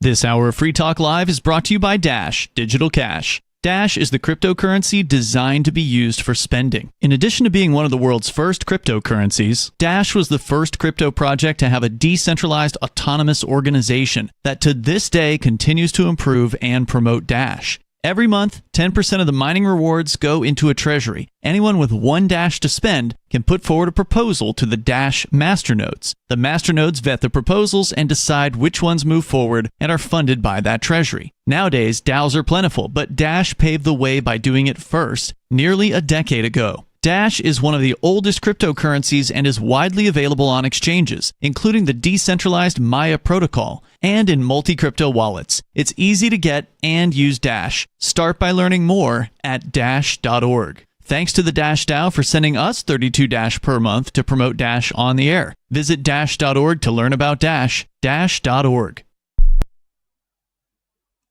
From Feature Story News in Washington, I'm Jagruti Dave. US President Joe Biden is, for the first time, allowing Ukraine to use American-made long-range weapons to strike inside Russian territory, according to US media citing unnamed sources. This would be a policy U-turn with major implications. The US-made weapon concerned is the Army Tactical Missile System, which travels fast and is hard to intercept. The Kremlin has in the past warned against allowing Ukraine to use these long-range missiles against Russia, but officials in Washington say it would allow Ukraine to target the around 10,000 North Korean troops deployed to Russia to help in its war effort, and that it would deter Pyongyang from sending more soldiers in the future. Joe Biden has made the move as he prepares to hand over power to Donald Trump, who has been critical of the amount of military aid Washington has been sending to Kyiv. House Speaker Mike Johnson has defended President-elect Trump's controversial cabinet nominations. Appearing on CNN's State of the Union, Johnson said Trump's picks will disrupt the status quo by design. They will go into the agencies that they're being asked to lead, and they will reform them. These agencies need reform. Mr. Trump has faced criticism from both sides of the aisle for several of his cabinet picks, including former Florida Congressman Matt Gaetz for Attorney General and Fox News personality Pete Hegseth for Defense Secretary. Johnson went on to comment on the pending House Ethics Committee report on sexual misconduct allegations against Gaetz, saying it shouldn't be released because Gaetz is no longer a member of Congress after his resignation last week. Meanwhile, House Minority Leader Hakeem Jeffries says the Democratic Party needs to find out why its message wasn't resonating with working-class voters this election cycle. Jeffries told NBC's Meet the Press the country's economic hardships have undermined faith in the American dream, and Democrats are committed to addressing those concerns moving forward. It's been under assault for decades for a wide variety of reasons. Poorly negotiated trade deals, the outsourcing of good-paying American jobs, the decline of unionization, and of course the rise of automation. Jeffries also said the party needs to analyse Vice President Harris's loss to determine why working-class and middle-class voters showed up so strongly for President-elect Trump. Jeffries went on to criticise Trump's recent cabinet nominations, saying America deserves better and that he hopes the Senate will be responsible when it votes to confirm or deny the nominees. From bureaus worldwide, this is FSN. Our Matrix server is about as free as internet chat can be. Join the existing rooms or create your own at chat.freetalklive.com.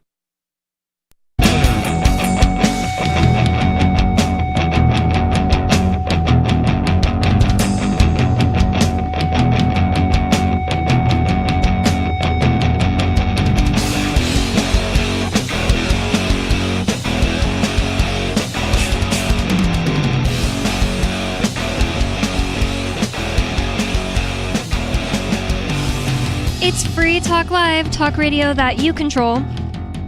603-283-6160 is the phone number for you to call in with whatever's on your mind. Looks like we have someone calling in now.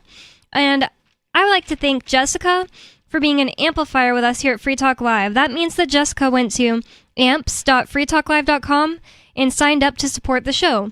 AMPS stands for Advertise, Market, Promote, and Support. Thanks to Jessica and everyone who supports us. Again, that's amps.freetalklive.com if you'd like to check out the perks and benefits of becoming an amplifier. With you on Free Talk Live tonight, you've got me, Bonnie, Lori, and Steve Classic. And we have a caller on the line. Turd in Pennsylvania. Turd Ferguson, you're on Free Talk Live. What's on your mind? Yeah, I love Bobby Kennedy. I think he's a great man. I read his book back in 2022. Is that the one about Fauci? Yeah, about that scumbag. The real Anthony Fauci? The real Anthony Fauci. I've never read it. I remember it being like hidden on Amazon back then. I hadn't heard of it, but now I do want to read it. Yeah, it's amazing. It's very long. It's 400 pages long, and the text, the font in it is like size like 8 font. I mean, there's just so much information in this book, and it's like drinking from a fire hose. And once you only get through the first couple chapters of that book, even if you love Anthony Fauci and you go in and loving this guy, you'll find out pretty quickly just what a scumbag this guy is. And just the sketchiness and the shadiness and the cronyism and the technocratism and all that stuff. It's just disgusting. But Bobby Kennedy, from what I understand, also believes in the power of psychedelics. I had an amazing mushroom trip last week. Probably one of the best and most intense of my life. I was just hallucinating like crazy. And in the beginning of my trip, because like whenever I eat mushrooms, I start out just by walking around the streets of Shrewsbury, and just because walking around just sort of helps me settle into it. And that song "Pale Shelter" by Tears for Fears came on my iPod. It was just really tripping me out. The song's so trippy. I haven't taken psychedelics in a long time, but I listened to The Doors of Perception by Aldous Huxley, and it's just about his what is it called? Peyote trip. He just talks. That's how the Doors got their name. Oh, really? Yeah, the band The Doors. Yeah. I didn't know that. Yes. I loved all his little like things he was like his metaphors for drugs. He kept saying it was like a door into the other side and stuff like that. Break on through to the other side. Wow. Yeah. Well, the last time I took mushrooms, it was Halloween night in 1985. I saw The Cure in New Haven, Connecticut. Wow. The hair. Wow. Wait, I'm having a flashback right now. Stuck in your spine. I'm pretty sure That's what they say. The Cure would probably be awesome. And yeah, I'm a big fan of Jim Morrison too, and he was definitely a fan of Aldous Huxley. Mm-hmm. Yeah, most of the Doors music is very they were a band during the whole psychedelic revolution, the first one. Of course, now we're about to enter the new wave, the second psychedelic renaissance, which I believe is going to be significantly more powerful than the first, because last time, of course, the government tried to legalize it, and then, of course, they eventually did. This time, though, it's already illegal, and it's going to be reversed. I think the new psychedelic renaissance is going to usher in the legality of it. I just hope they don't do it. I hope they don't make all the same mistakes they did with the legalization of weed, because that would be terrible. I just hate how it got so corporatized, especially like states like Maryland, which just really dropped the ball. Maryland and California just really dropped the ball on legalization of marijuana. And there is actually a bunch of leftists that, so progressive that actually seem to like love this corporatism. It's dumb. I was in a group called Decriminalize Nature for a while, and they're like mostly good, but I went to this one like little meeting with them, and there was this Californian guy, and he was saying, listen, we don't like this bill that's coming up for, or, I don't know if it was a bill that's coming up for consideration because it advocates for like no taxation on this. And the thing is, if we don't have taxation, that means that more. It's so stupid. He was saying we want to have taxation on it, but we want to tax the big companies because otherwise the little guy has no way to get in. And it was just like, if there's just no taxation, you can still get in. Maybe you'll have a smaller market, but oh my God, maybe you need 2 jobs. Oh my God. It's just ridiculous to say like we need to make big companies have to pay more than the little guy to get in. I'd rather get it from the local dealer than from the government. That's the thing. It's like if people want to why would you give your money to the government? If people want to make the decision to be like, I want it to be from the little guy, then they'll do that. You can even like have it more expensive because it's like boutique, but whatever. Yeah, they had their reasoning all freaking mixed up, and it was getting really old. Buy your mushrooms with crypto. Yeah. Well, yeah. So you were saying about the second revolution, but you think it's going to be corporatized or run by big pharma? Well, that's what I hope does not happen, and that's definitely what happened with marijuana, and it definitely happened in Maryland. And as a matter of fact, I actually know a few of these retarded leftists that think that they're like doing so good when really they're just destroying it. And a lot of them actually, what they'll do is they'll start their own consulting businesses, and they'll consult with these large corporate, growers and the people that basically want to start their own businesses. And surprise, all the CEOs of these marijuana businesses, they're all popping up. They're all lawyers. Imagine that, right? Yeah. But a lot of these leftists, they start their own consulting companies, and then they're all the same people are the ones that run up to Annapolis, Maryland, and like lobby in front of the state house, and they're like, oh yeah, we need this regulation and we need that regulation, and these leftists are basically writing the regulations on behalf of the politicians, and then they get to start their own consulting companies, and then teach these huge corporations how to navigate the regulations that they wrote. I mean, and these are the progressives, the quote unquote progressives. You know what I mean? Yeah, stick it to the man, and wait, I am the man, right? Right. Yeah. Exactly. Yeah. Well, except it's worse than that, because I don't even think they actually understand how stupid they are. I mean, these politicians, at least they know what they're doing is corrupt, and they're doing it so they can make a bunch of money later when they stop their jobs. These leftists, they don't even know how retarded they are. I mean, they generally think that what they're doing is good. What scares me is just like all the synthetic stuff, like with marijuana getting legalized. It's like it's so much synthetic stuff that it's like it doesn't even feel like marijuana how I used to feel even when I was like in high school. Yeah, I don't like that idea.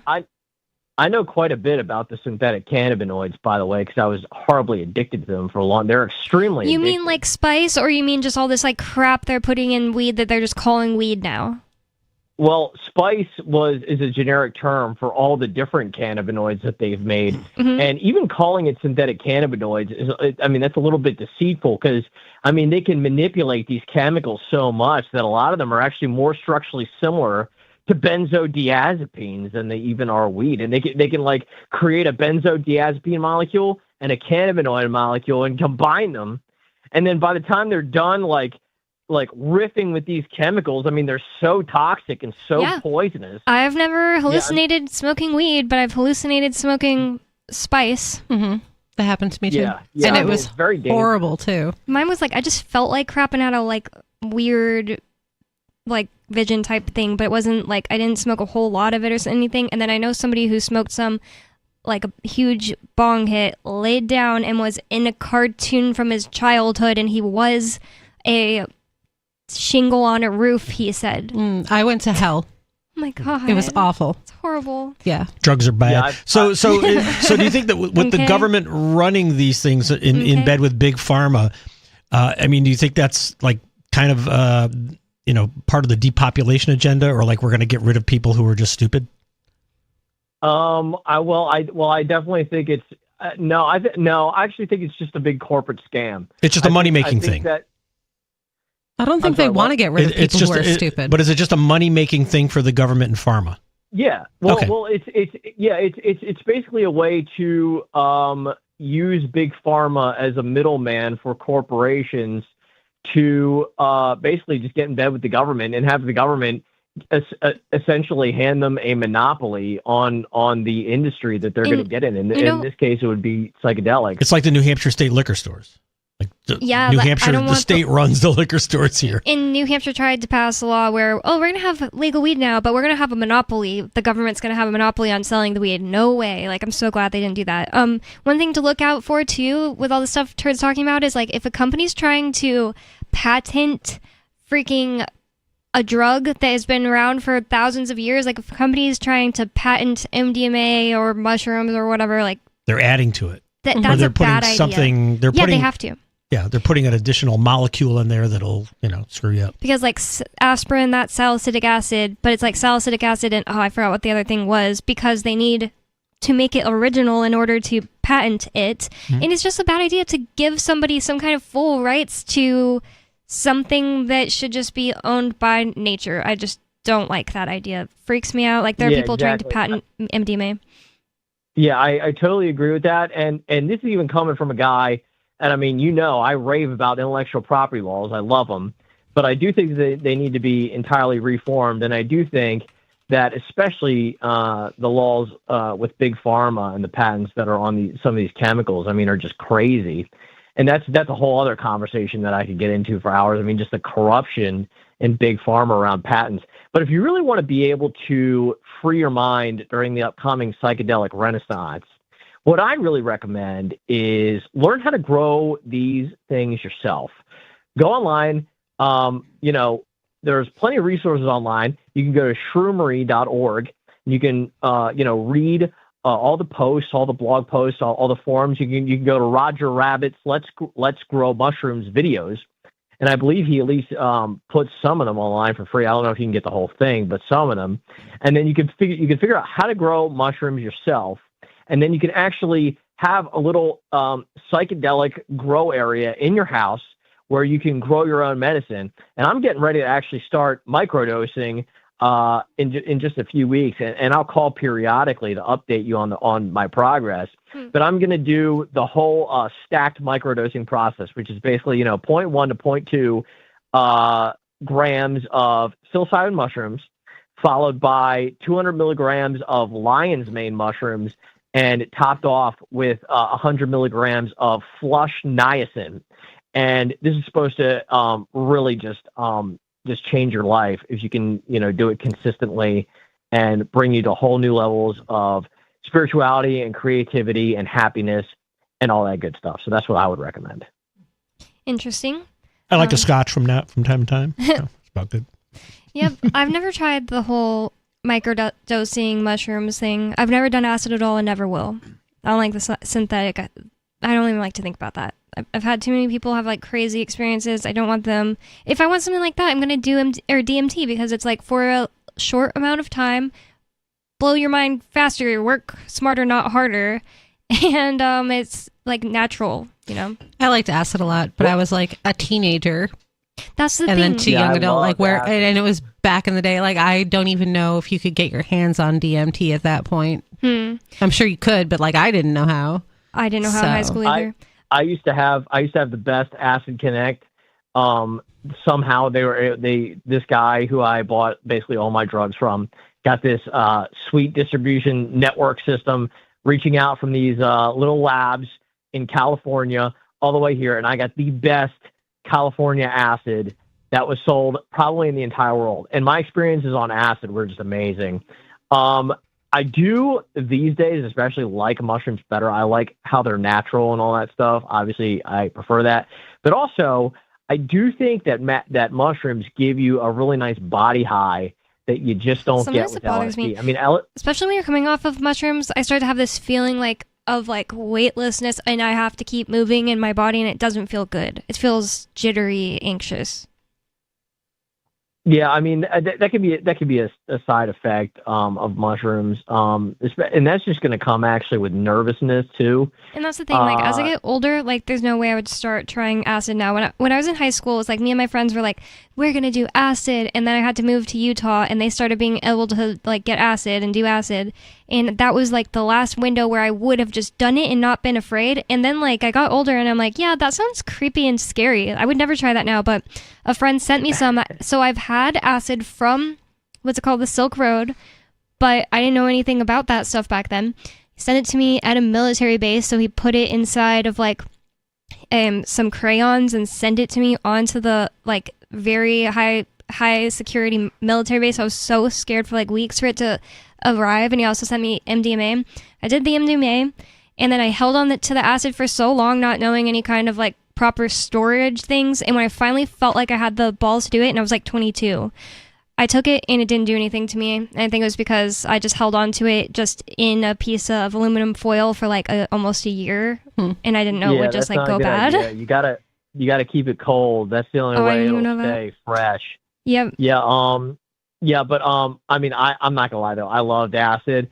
I peed did myself on MDMA. The first time I took acid, nice. that was during my whole actually psychedelic music making phase. Because like there was a long time where I was really into making trippy music, not like pop music like I am now.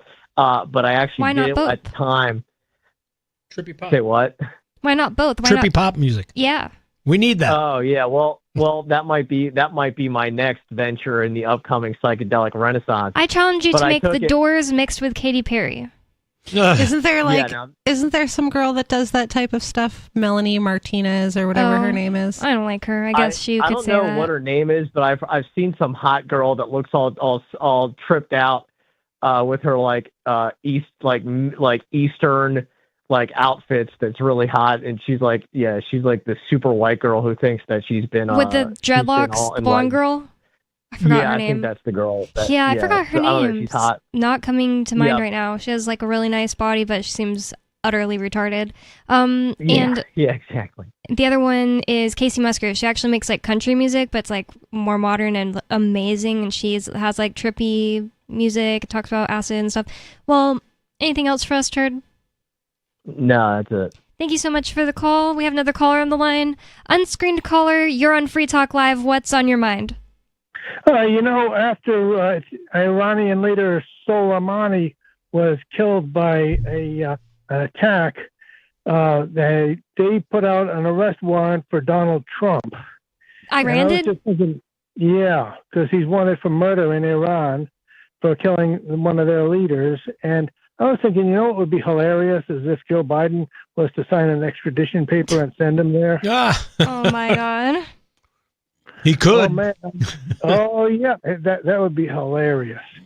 And so now Trump is planning everything that he's accusing the Biden administration of doing, weaponizing the Department of Justice. He's making a list of U.S. military leaders that he's looking to court-martial. It's kind of dumb to say weaponizing the, Department of Justice. It is a weapon. I was trying to tell this to the Republicans in New Hampshire after they all got arrested, and they were like, how could this happen? And they were starting to realize, like, the cops can come against you too. They kept saying, Sununu weaponized the state police. And I was saying, the state police are a weapon. Yeah. Just because it hasn't been used against you yet, how did you not know that, Yeah, they are a weapon, and a weapon of violence on a mission to intimidate. This is a very important choice of words, to intimidate people into complying with a multitude of blatantly unjust laws, because they say that they are out to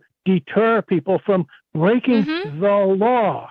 See, and breaking the law without mentioning how blatantly unjust many of those laws are. But deter means intimidate. Yeah. It's just that deter sounds good and intimidate sounds bad. So it's very important to say it the way it sounds, what it really is. They are an organized force on a mission to intimidate people into complying with a multitude of blatantly unjust laws. By the way, in some states, cops can file with the elections people and have their name suppressed from the public edition when somebody orders a copy of the voter registration list, so that that way the enemies that these cops have made, the victims of the brutality and perjury and enforcement of unjust laws, will have a hard time finding them, because the reason they want to do this is because so many of the enemies they've made think they have to find the exact same enemy officer. Now, can you imagine one of the Americans at the Battle of Bunker Hill, which was actually on Breed's Hill, 17 June 1775, as the British are marching up the hill and the Americans, could you imagine one of these guys trying to pick out the exact same British soldier who wounded him 2 months ago at the Battle of Concord? That's absurd, but that's what some of their victims do. They think they got to find the exact same cop. I don't know. I just don't really have much to say about it. Are you saying that, like, if a cop harmed you, that, like, it would be justified to attack any other cop? The cops are an organized force on a mission to commit unprovoked violence calculated to intimidate people into complying with a multitude of blatantly unjust laws. They are enemy combatants by their very nature everywhere, just like the British soldiers. There's not good and bad redcoats marching up Breed's Hill at the Battle of Bunker Hill. They're all the enemy. They're an enemy. The police forces of a hostile domestic government are the enemy just as much as the armed forces of a hostile foreign government. And by the way, never spray a Class A fire extinguisher at an electrical fire, even if you've recharged it with water as it's intended. What will happen? What? It makes it. All I'm saying is don't spray it at an electrical fire, even if it's recharged with water as it's intended. Now, how do we go from fire extinguishers from the Revolutionary War to fire extinguishers? I'm so shocked or confused. I think that was some kind of a... Is it an analogy? I think it was some kind of a, like, you know how on TikTok... he hung up. But, he hung up? I was like, on what? TikTok, there is this thing going around where, like, people are giving tips on how to induce an abortion, but they're saying it like, remember, it's unsafe for a pregnant woman to consume 500 grams of vitamin C every 3 hours. The more you know. And they're saying, like, oh, if you live in a state where it's illegal to have an abortion, you can try this. This is how you do it yourself, yeah. Can't remember if it was 500 milligrams vitamin C or if I Whatever actually believe is, that. Yeah. Right. So he's saying don't point a fire extinguisher at the electrical. Is he trying to say, like, he has a way to kill a bunch of cops at once? That might be what he was saying. Maybe I shouldn't be admitting that I figured it out on there. I don't know. I'm not saying I agree. I'm just saying I think that might have been what Those he are was just trying to say. opinions, not His endorsed by any host of the show. We believe in free speech. Ian gets really tired of him calling in and saying, like, all this stuff about harming cops, but I just don't mind him saying it. Like, I'll let him say it. Well, you can be intimidated by police, or you can know your rights and stand up to them. Yeah, they don't want you to, and don't be intimidated by them. They want you to comply. They want you to cower, and if you don't and you stand up to them, they understand. Overreact. They understand. No, well, some of them either overreact or some of them figure out, well, this guy knows his rights. Like, let's move on. Yesterday, a caller called and talked about the best way to talk to cops if you get pulled over and it's not talking to them, etc. And I was saying, and even somebody texted me about it. They were listening. They're like, "Hey, this is what I think is the best way to talk to cops." And I was like, "Listen, maybe that might work for you as like a man, but the thing is, like, I'm afraid to irritate the cops by them showing up and me being obviously hostile. Like, I don't answer questions." So I just, like, talk as little as possible. Like I said last night, the last time I got pulled over, the cop was like, "Is that your little brother, your son?" So freaking weird. Why are you asking? But I just, like, answered because it's like, I don't want to piss him off. Well, you have to say, is that a lawful order? Or is that, am I legally required to? Right, but in your case, you may not want to say that. It's just like, I don't have any reason why... they just scare me. Because everything about them is designed to intimidate. Well, like the caller said, right? They're deterring by intimidation. Yep. In a way. They're bad people, and they always want to make you feel like they did you some kind of a favor because they let you off with a warning after they stopped you. Thank you. And you weren't doing anything dangerous at all to anyone. No one else was on the road. It was like 1 a.m. 603-283-6160. More coming up. It's Free Talk Live. 603-283-6160. You're welcome to call in about whatever's on your mind. More Free Talk Live coming up. On Free Talk Live, we're bringing people to the ideas of liberty every day. From wrestling superstars like Glenn Jacobs. You guys really are having an impact, I believe. Like I said, a lot of where I am now is due to listening to Free Talk Live. You changed my mind on some very important issues years ago. To random people tuning in on the radio. I was kind of stuck in the left-right paradigm. I heard your show by chance on a Saturday night. From there, I went on, joined the Free State Project, and become an amplifier. So, I mean, that's really the reason why I amp is because I know that if it wasn't for you guys being on as many stations as you are, I never would have found the ideas of liberty. You can help more people hear the message of liberty by joining Free Talk Live's AMPS program on Patreon for as little as $5 a month. And you'll get access to special perks. Visit amps.freetalklive.com, amps.freetalklive.com. There are basically two types of advertising, direct response and branding. Radio's great for direct response with its low cost to listener ratio, but audio can't be beat for branding, which is a longer-term endeavor. You want to be the first thing that someone thinks of when they think about your product or service. If you have a local business that you want kept top of mind in your community, call the station. If you need national reach, Free Talk Live's got around 200 radio stations, millions of monthly listening sessions, can suit all budgets, and if we don't think we're right for you, we'll tell you. Email me, mark@freetalklive.com. Tired of cancel culture? Sick of mega tech corporations holding an axe over your head? Join the LRN.FM Matrix chat server. It's self-hosted, so no one else can tell us what to do or say. Don't like the existing channels? You can make your own. You can even connect into some of our channels from other Matrix servers. It's federated. For the full LRN.FM Matrix experience, though, you should join our server via the step-by-step instructions at chat.lrn.fm. chat.lrn.fm. You're listening to the live edition of Free Talk Live. Hour number 3 is next after the news here on the Liberty Radio Network at LRN.FM. From Feature Story News in Washington, I'm Jagruti Dave. US President Joe Biden is, for the first time, allowing Ukraine to use American-made long-range weapons to strike inside Russian territory, according to US media citing unnamed sources. This would be a policy U-turn with major implications. The US-made weapon concerned is the Army Tactical Missile System, which travels fast and is hard to intercept.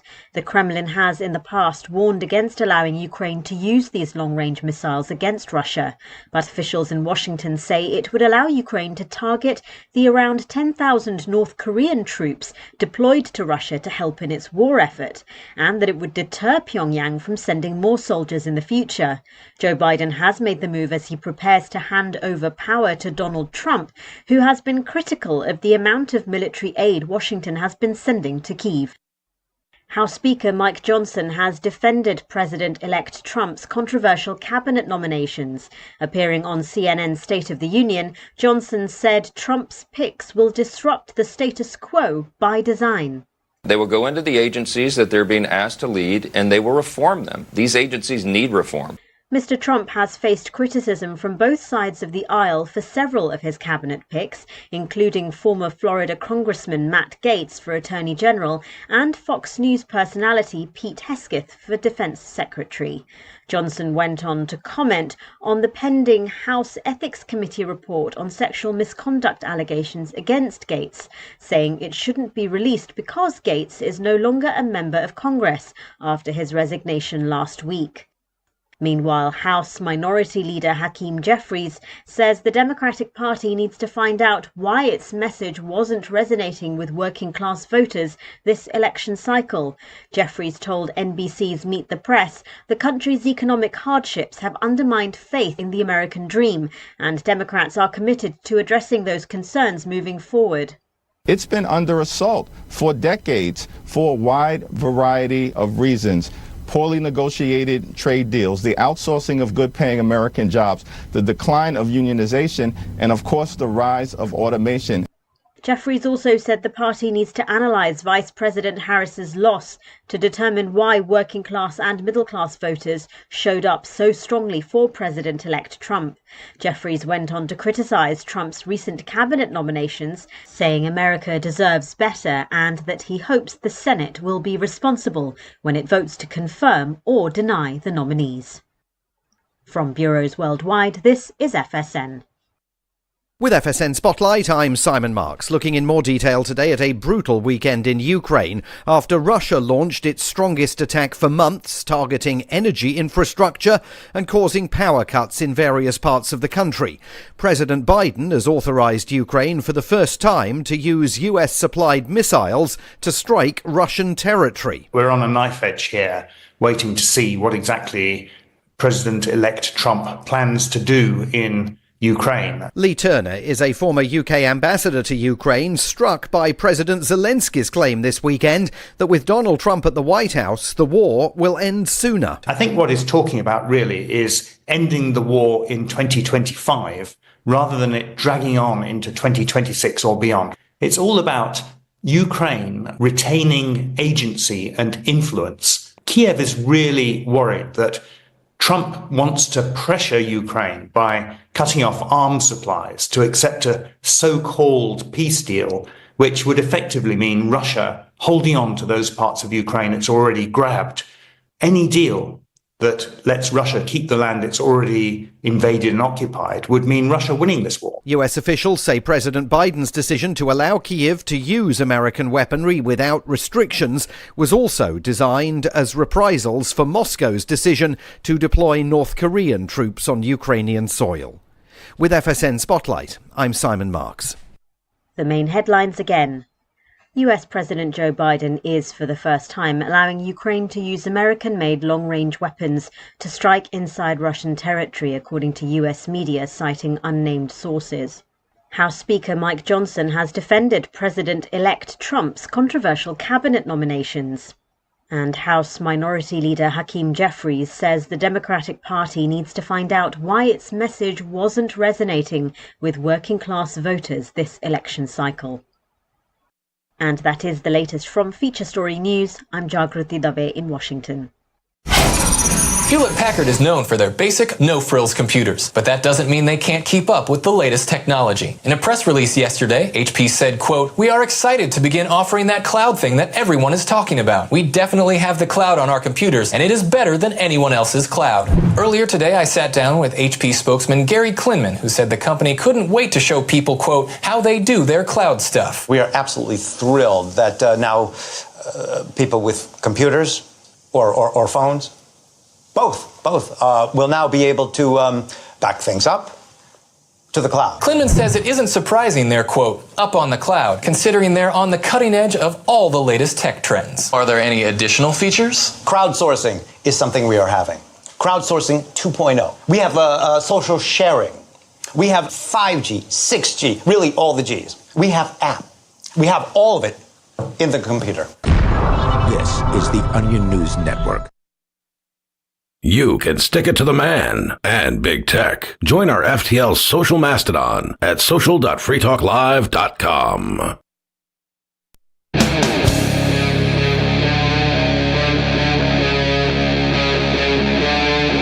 Free Talk Live.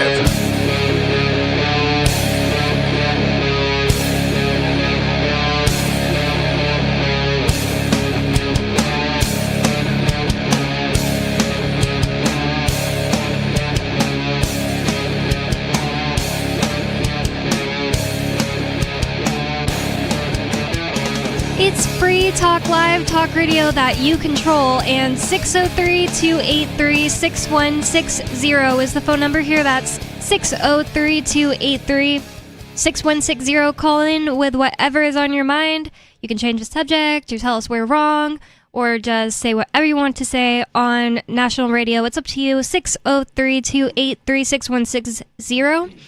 And Free Talk Live is brought to you by LibertyMinded.com. Official Free Talk Live gear like t-shirts and hoodies are available at libertyminded.com. Plus, you'll find a unique collection of cool and funny liberty-oriented clothing at libertyminded.com. That's libertyminded.com. And with you on Free Talk Live tonight, you've got me, Bonnie, Lori, and Steve Classic. And we already have two callers on the line, so I'm going to go to the phones and to the fun. We're going to go to Major Payne in Michigan first. Major Payne, you're on Free Talk Live. What's on your mind? Hey, gang, how y'all doing tonight? Good. How are you? Good. Three things on the food front.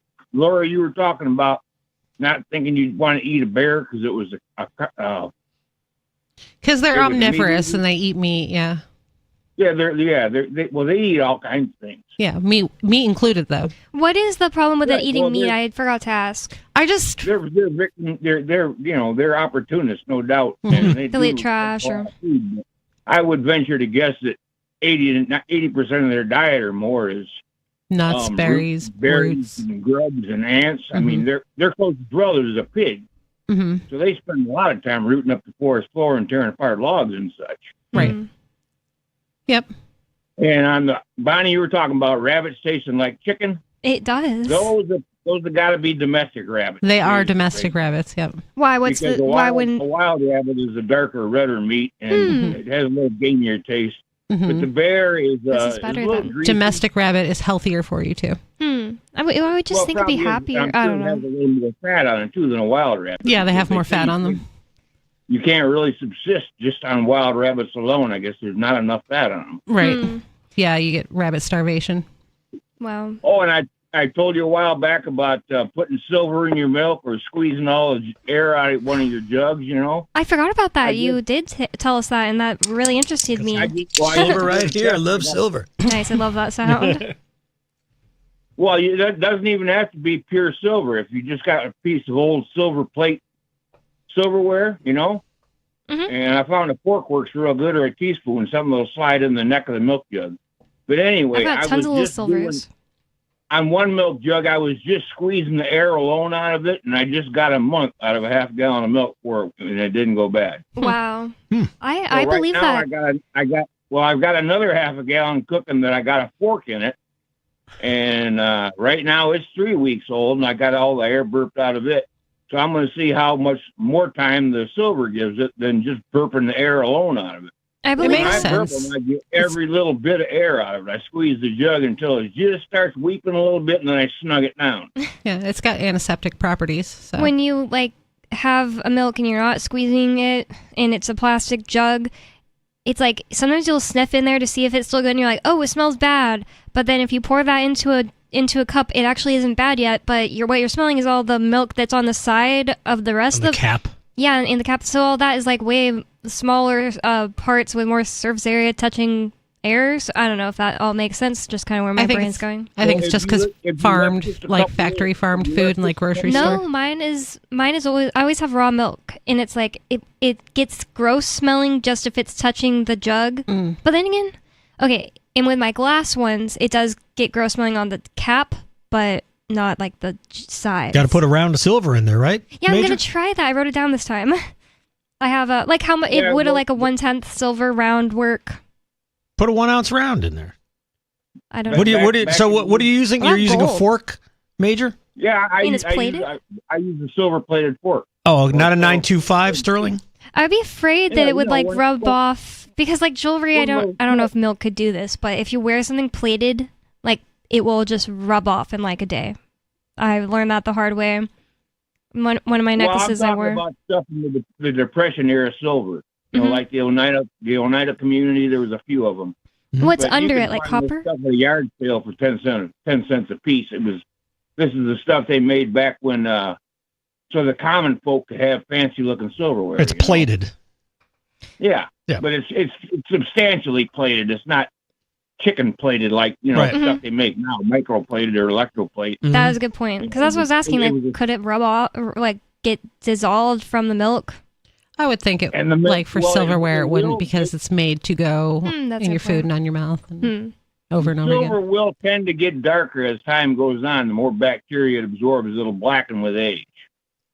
Yeah, my spoons at home are pretty gnarly. My silverback, I don't even know when a little edge got torn in it. The plastic came apart, and now it has, I can't remember what color it turned, but it's all blue, discolored. Yeah, I'll bring it out in the next break or something. I had a whole roll of mercury dimes that had never been busted open. Wow! And it had open ends on them, but the two that you could see the face of it turned stone black. Wow! And I know gold dust and nuggets, when you pull them out of the stream, if they've been exposed to any oxygen at all, they turn black. Can gold do the same thing with milk? Yeah, gold turns black too with oxygen. No, but can it help make your milk last longer? I don't know. It's a more valuable commodity, but I do know back in ancient mariner days, the most valuable food storage containers were silver pots and vessels and whatnot. Interesting. It kept the food good so much. Oh yeah, it has longer. Lori said, it has the antibacterial or microbial. Gold properties. also has antibacterial properties, apparently. Interesting. All that good stuff. I always think about that when I'm putting my ring on, and I'm like, I wonder if putting my ring on and in the gold is touching my fingers. I wonder if it's somehow good for me, physically, biologically. It makes sense because they put gold in some skincare stuff. I have some this facial oil stuff that's got gold in it. Oh wow, that's cool. And the base metal of those old spoons that I use is brass. Oh, okay. So even if the plating's worn through a little bit, I don't think it does any harm. Yeah, I doubt it. It's not like it's I don't know, something poisonous. As far as laws go, Michigan, I found out actually did pass a law that I approve of finally once in the last 20 years. What's that? They made it illegal for anybody that's been in the Michigan legislature, a senator or a representative or whatever, to become a lobbyist until they have been no longer affiliated with the government for at least a year. Well, a year is a start. Yeah, it's not a very long time. They can't make a career jump and then go camp on the front porch with all their buddies. No, they just got to take a little vacation first. A gap year.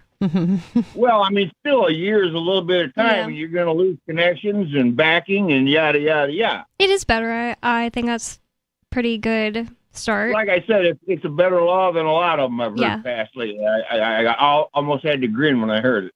Nice. Anything else for us, Major Payne? No, not that I can think of. You guys have a good evening. You too. Have a good night. Be well. Sarah in New Mexico, you're on Free Talk Live. What's on your mind? I was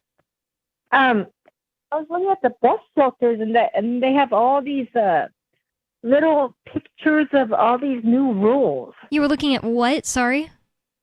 The vet? Well, the bus stop, they used to have advertisements. Mm-hmm. They have little signs, about 15 signs, like no guns allowed on the bus. Oh, no. No smoking, no drinking, no sleeping on the bus. Can you have fun on the bus?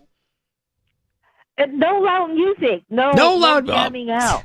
No partying on the bus. How annoying would it be if somebody was sitting there playing their music out loud while you have to be on the bus with them? I was taking a Greyhound across the country and somebody did that. They had their music playing the whole 3 days. That's horrible. It was awful. Oh my God. That's horrible. What did you do? Did you complain? Did No. somebody say I'd be too scared. There was this person. I was just like, earplugs. Well, that's lame. And then just continued on my way. They paid their ticket just like I did. So annoying though, and I would be scared to try to get someone that low IQ to do something I want. So what other signs? I'm trying to remember. No smoking on the bus, and then only one-way trip. You can't ride it back and forth all day long. Well, they're doing this because the buses are free now, and then all of the Frico people are out. I've seen homeless people will just stay on the bus all day to have somewhere to be instead of being in the cold, is what Sarah's saying. And because they made the buses free. Right. Do you think that kind of came around to bite you after you made the buses free, Sarah? Well, you know what? They were doing that before. There was one time that they kicked them off the bus at the end of the line, and they actually threw a rock in the middle of winter. Who threw the rock? One of the riders. Whoa. Because they were supposed to, at the end of the line, they're supposed to get off and then get back on. What they're saying is that once you do that one round, that's it. You can't be doing that 4 or 5 times. Mm-hmm. They do make you get off the line, into the line, and wait 30 minutes and come back on. And it was really cold that day. And this is when they were paying $2. That paying $2 don't make much difference. Mm-hmm. Hey, Sarah, I have a question. So if the buses are free, do the drivers work for free? Is the gasoline free for those buses? Of course. And the buses are also free themselves. The company gives away free They buses? just materialize. Well, they get paid. That means the state funded. So the state pays for it. Mm-hmm. Which means? Well, who pays the state? Community. Who pays the state? All the people that are working on the bus at the whole community, people that live in the community. So the people who are working are paying for people who don't work to drive around on buses? Yes. Well, the people that don't work do work or used to work. Well, now they're going to work to get food stamps now because it's coming down from the federal government. Oh, no. So who are you? Do you have a complete line that people that never ever worked at all their whole life unless they were born disabled? Other than that, these people that are not working now, they used to work, that are retired or that got laid off or whatever, got disabled. No, I'm just wondering because you said it was free, so I was just wondering if you asked the bus driver if he works for free or she works for free. No, they work, but they made the riders don't pay, because it doesn't make much difference, but it brought out all the freaky people.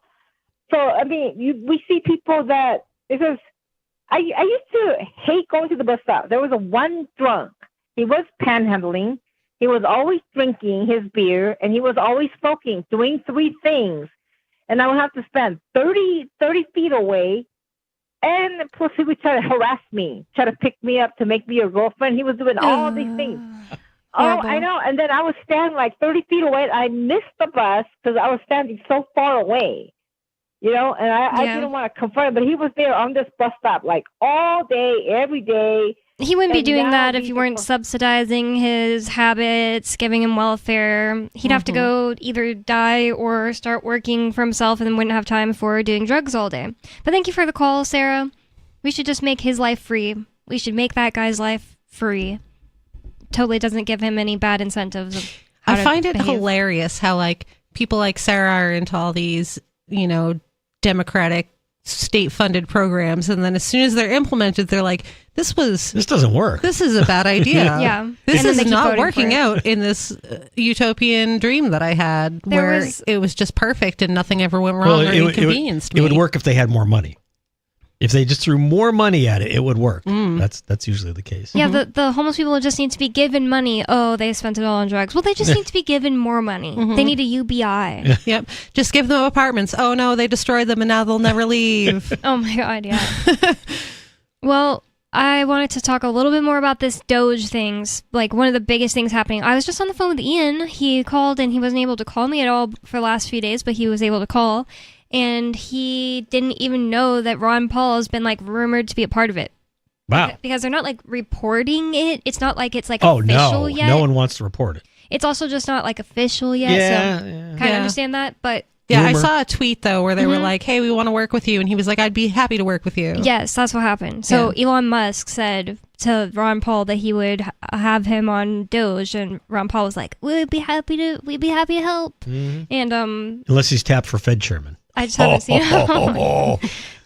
seen an official announcement. And about I've it yet. also heard that Elizabeth Warren is going to be nominated to the Bureau of Indian Affairs. Really? As a joke or something? That's a joke. Oh, that's just a joke altogether. I thought you were saying, but the Maybe, thing is, I don't know. It seemed believable, as in I would believe that Trump would do that as a joke.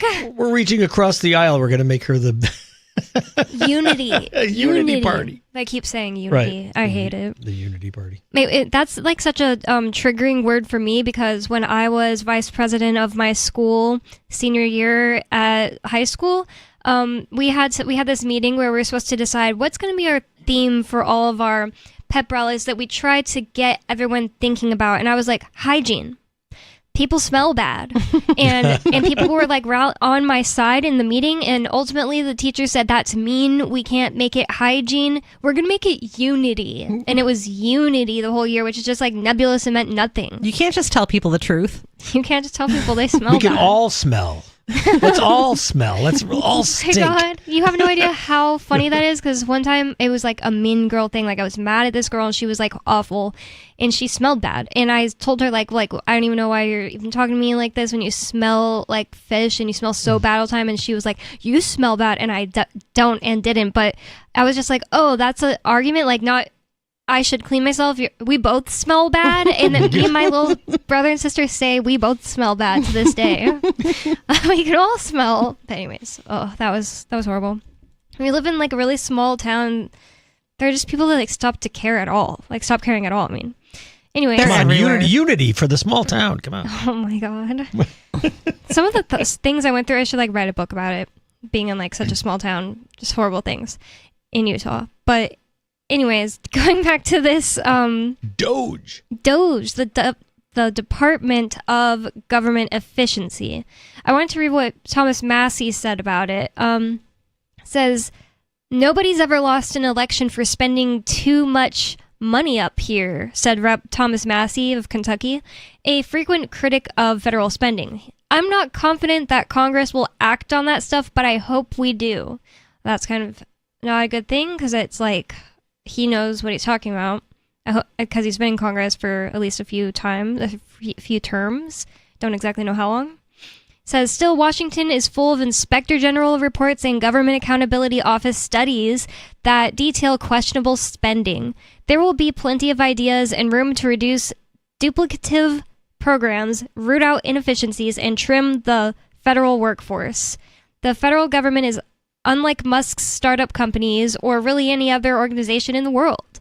I mean, Twitter wasn't a startup company, and he went to Twitter, fired hundreds of people, I don't know, maybe thousands of people that before then were doing absolutely nothing. Like, it started coming out with, like, he was showing, like, some people, they had just posted their, a day in my life, work, come with me for a day I in my saw life. those videos. Like, I just go to the cafeteria, have a latte, and then Hang out, go to the gym. Yeah. Yeah.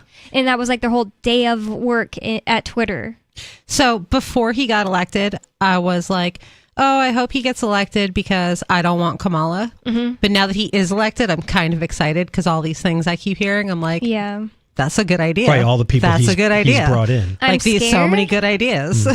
But he's bringing in younger people, too. He's not, Yeah. all these people he's bringing in, they're in, well, except for RFK, I mean, they're in their 40s. It's like Yeah. for the last 5 years, we've forgotten that, like, Donald Trump is like a really, like, he's a celebrity, like a really cool celebrity. And we just had to get told every day, Donald Trump is bad and everyone hates him. Donald Trump is bad and everyone hates him. And I think that he is like one of the most fascinating celebrities that has ever existed, even like pre-president stuff. I didn't know much about him before the president stuff, actually, just like it wasn't in my realm or whatever. But I've been like going back and like just as a celebrity lover, like watching like interviews with him and Melania on Larry King when they just got married. That's like, oh my God, everybody should watch that. It's great. They seem like they actually really are in love and like show so much of their personality. And I just think that the thing is, like, I don't like being told Taylor Swift is cool, people like her. You must believe that. Right. And then Donald Trump is uncool. We don't like him. And you must believe that. Like, Donald Trump is cool. I could totally see him getting like the young people involved, having new, fresh ideas. Like, he's a successful businessman. And he's funny. And he's funny. And that's one thing Melania kept saying. I was like, oh, so it was true even back then. She was like, she was asked what is her favorite thing about him. And she was like, he's very caring. And just his whole being, he's a very special person. And he's so funny. And I was like, wow, I bet like being married to him, he would be funny. So it is a call-in show. And you can call 603-283-6160. But for now, we have Jet on the line. Jet, you're on Free Talk Live. What's on your mind? Well, I wanted to ask you, remember when we put all those letters together for Ian's trial? Mm-hmm. And there were like stacks and stacks of Over 100. complimentary or references and stuff like that.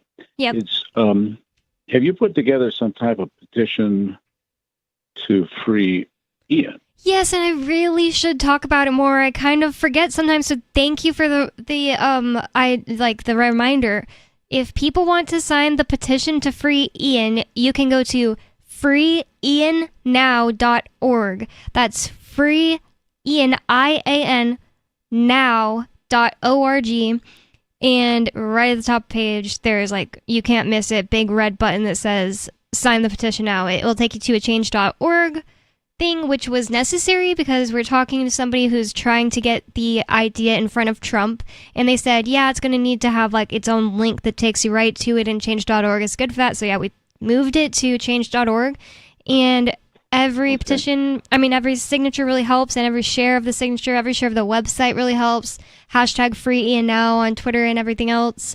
And thank you for reminding me of that. Yeah, there was over 100 people that sent letters. That takes a lot more effort, to the judge. If you combine that with the survey thing, petition. Oh yeah. And I don't know, it should carry some weight. I don't know who to contact or how you would get it downstream like that, but it's got to be some way. In 100 is probably low for a petition, but 100 for letters to the judge is huge. Like that, people act like sending a letter is like takes all of their freaking life force energy, and his lawyer said like there's no way that the judge has ever seen anything like that. There's no way that anyone else has ever had like over 100 people send a letter to the judge for them that this judge has seen, like this New Hampshire judge, maybe some celebrity, but Stephen Baldwin.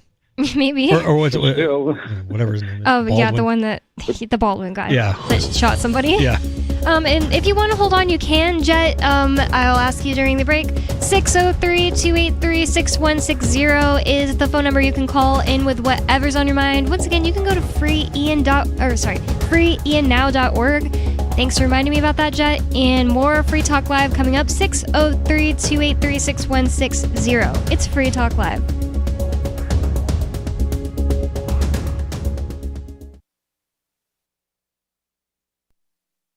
Join liberty-minded voluntarists, anarchists, and libertarians from June 13th through the 16th for the 8th annual Fork Fest at Rogers Campground in the beautiful White Mountains of New Hampshire.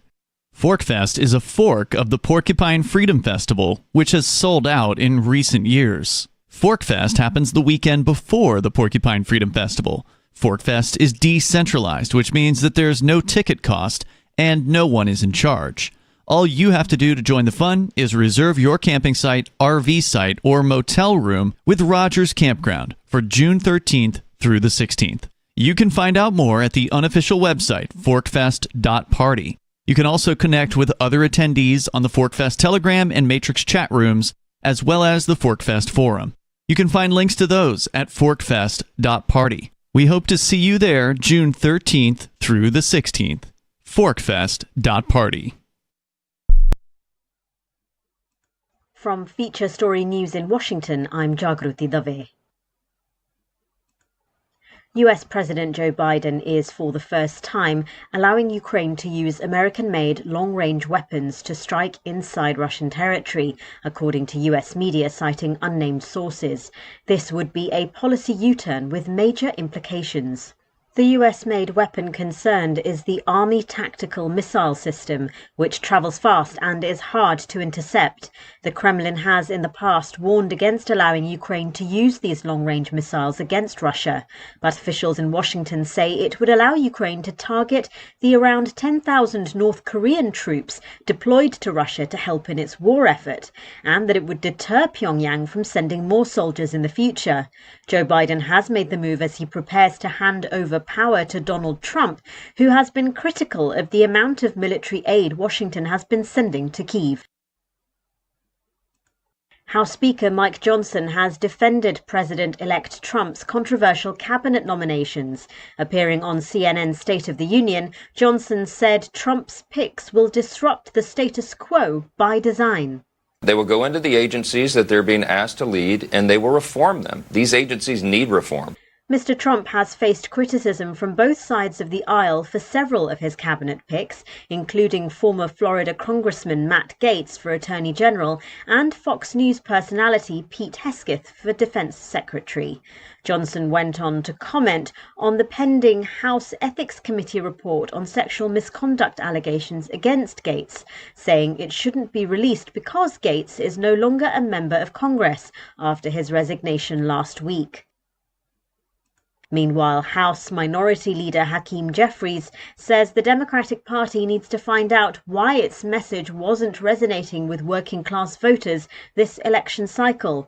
Jeffries told NBC's Meet the Press the country's economic hardships have undermined faith in the American dream, and Democrats are committed to addressing those concerns moving forward. It's been under assault for decades for a wide variety of reasons. Poorly negotiated trade deals, the outsourcing of good-paying American jobs, the decline of unionization, and of course the rise of automation. Jeffries also said the party needs to analyse Vice President Harris's loss to determine why working-class and middle-class voters showed up so strongly for President-elect Trump.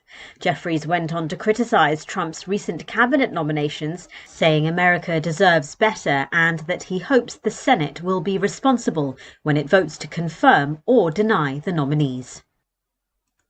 From bureaus worldwide, this is FSN.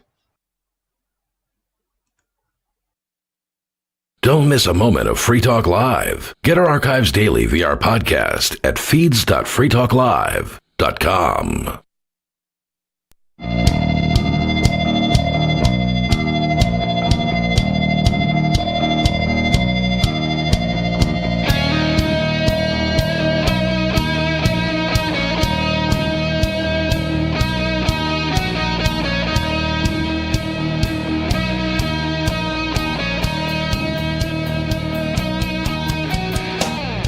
It's Free Talk Live, talk radio that you control, and 603-283-6160 is the phone number to call. Thanks so much for the cats that we have sing that chorus every single night for us. You didn't have my microphone. Yeah, it wasn't on. I was meowing loud. Meow, meow, meow, meow, meow, meow, meow. It does really sound like meow. But we've been podcasting since podcasts began, but we're launching a new podcast anyway. Our new podcast is 30 to 45 minutes long, once a week, and you can find it at freetalkcast.com. It's brought to you by the same people who bring you Free Talk Live, and we'd love for you to check it out. The existing radio archive isn't going anywhere. This is just a new show designed from the start to be a podcast. So check it out at freetalkcast.com. But with you on Free Talk Live tonight, you've got me, Bonnie, Lori, and Steve Classic. And we still have Jet on the line. I felt he didn't get to say everything he was going to say. Jet, what is on your mind? Do I have to? No. Oh. Okay. Everything on your mind now. Right. Yes, right now. So DOGE, Department of Governmental Efficiency. And of course, there has been a Dogecoin up for quite a while. And I think, what's his name, started that, didn't he? No, Elon Musk did not start it. It was like just a meme from people on the internet, but then it became a serious thing, and Elon Musk promoted it like after a while. And we were like, whoa, Elon Musk is promoting Dogecoin. Oh, okay. Yeah, some guys made it as a joke. Mm-hmm. Yeah, so I thought I'd buy a bunch of that in case people thought the same thing and they just jumped on it. I bought it at the all-time high. It went up this week. Mm-hmm. It Nicely. doubled, I think. Yeah. He talked about it on A SNL. lot of things went up this week. So much. It's just craziness. In 2021, he talked about it on SNL. I think it was 2022. I don't know. And that's when I was like, oh, I need to buy some now. It doesn't make any sense, in hindsight, but that was the all-time high, and then it just kept going down. Yeah.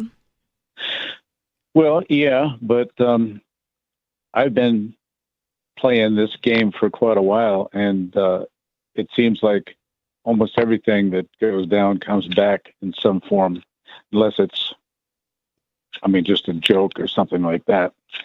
What are there, maybe 20,000 of these coins by now? It's less of a joke than the U.S. dollar. It's not just continuously lowering in value on purpose. It has a certain amount that are around. It's totally exciting that the Trumpster wants to make America the crypto capital of the world. We're gonna make our we're gonna make our crypto in America. You're gonna be able to keep your Bitcoin. Yep. It's going to be good. It's going to be really good. Yeah. Everyone agrees. My crypto is the best crypto. It's just American crypto is the best crypto. It's the most beautiful crypto. He always says Ask anyone. My stuff is the best stuff. I always say the best things. My daughter is the hottest daughter. Everyone wants my daughter. I don't know why he Including did all that. me. I want to date her. Yeah, that's the weirdest stuff about him. Don't like that at all. I wonder how she feels about that. Has anyone asked her? I should look into that.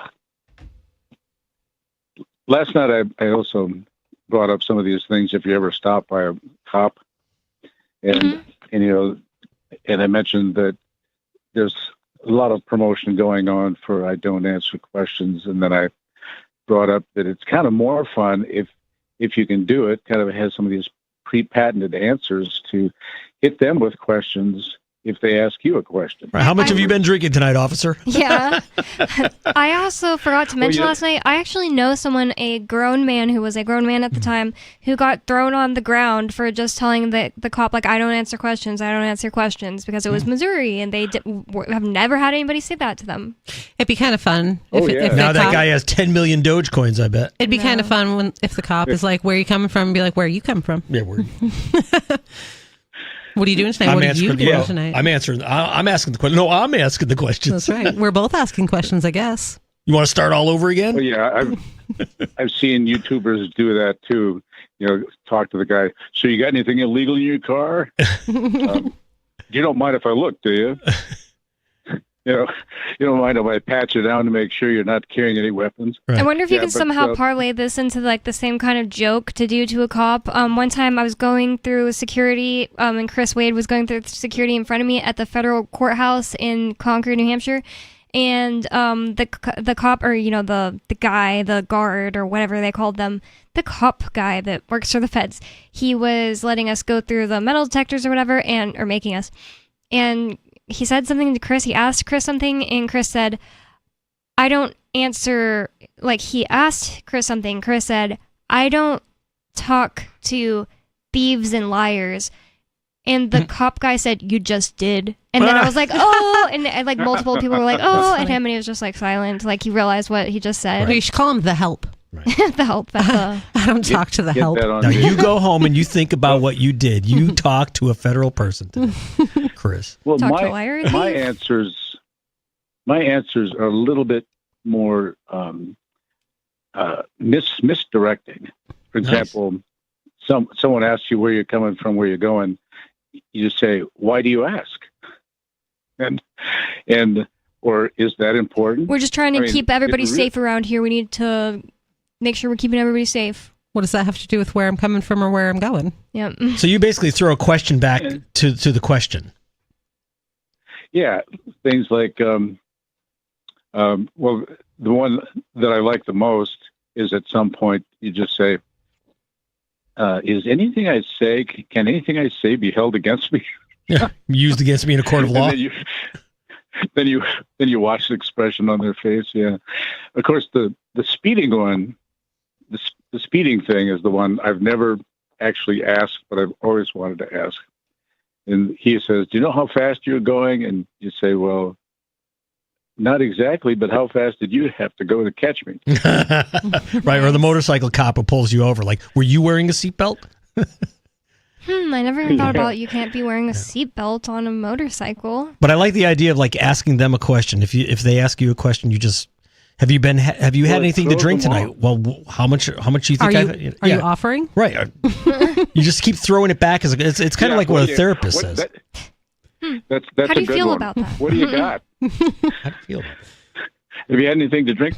No. What do you got? Yeah. Where are you going? I don't know. You got plans? Like, I don't want to hang out with them. Yeah, the speed thing. If you ever are a friend of mine disclosed this to me because his father was involved in this type of stuff on the law enforcement side. But if you're ever caught, speeding, if they give you a speeding ticket, you can always take it to court, and then basically you can ask the officer if they're there, if they have read the entire manual of the radar gun from cover to cover.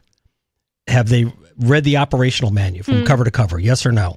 Mm-hmm. And then you can also ask, was that radar gun calibrated before the shift? No, it was not. So there's no way to determine if that calibration is correct on my speed. I mean, wouldn't they just lie and be like, "Yes, I did," and "Yes, it was"? Well, that's perjury.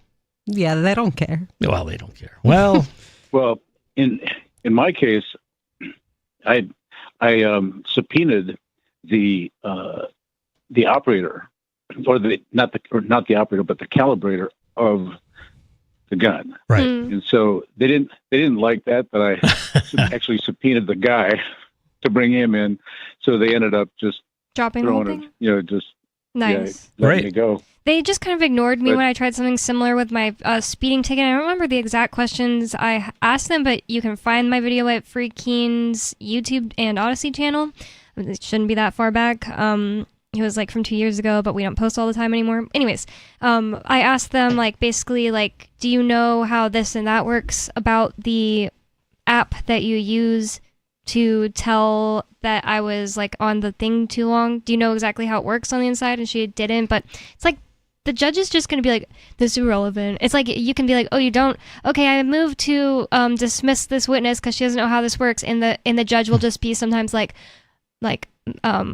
forget what the word is as they say, but they don't accept your reasoning and they just tell you to keep moving or move on, Mrs. Freeman. Move on. Do you remember for a while there was that hashtag hashtag waste his time? That should be the hashtag you use for cops. Yeah, that's basically a huge part of court activism is just wasting their time. Having a $15 parking ticket, Yep. Make them waste their resources for a $15 parking ticket. I asked the lady on the stand, the parking meter lady named Jane in Keene, New Hampshire, I said, so are you getting paid for your time being here? And she's like, yes. And I'm like, how much are you getting paid? She's like, my regular amount. I was like, and how much is that? And she was like, well, it's usually $25 an hour, but or $25 an hour. I was like, well, are you here on overtime? And she was getting paid more than $25 an hour to sit there and be asked questions by me, and she was off the streets. For a $15 parking ticket. For a $15 parking ticket. They shouldn't be allowed to be paid to be there. They shouldn't be. It's hashtag crazy. DOGE. Well, that's actually part of how these guys can make a lot of extra money. I found that out a long time ago, where they the reason they'll either write tickets or arrest you and put you in the clink is because they have to get paid time and a half. Oh, that's what it was. For being there to go to court. But the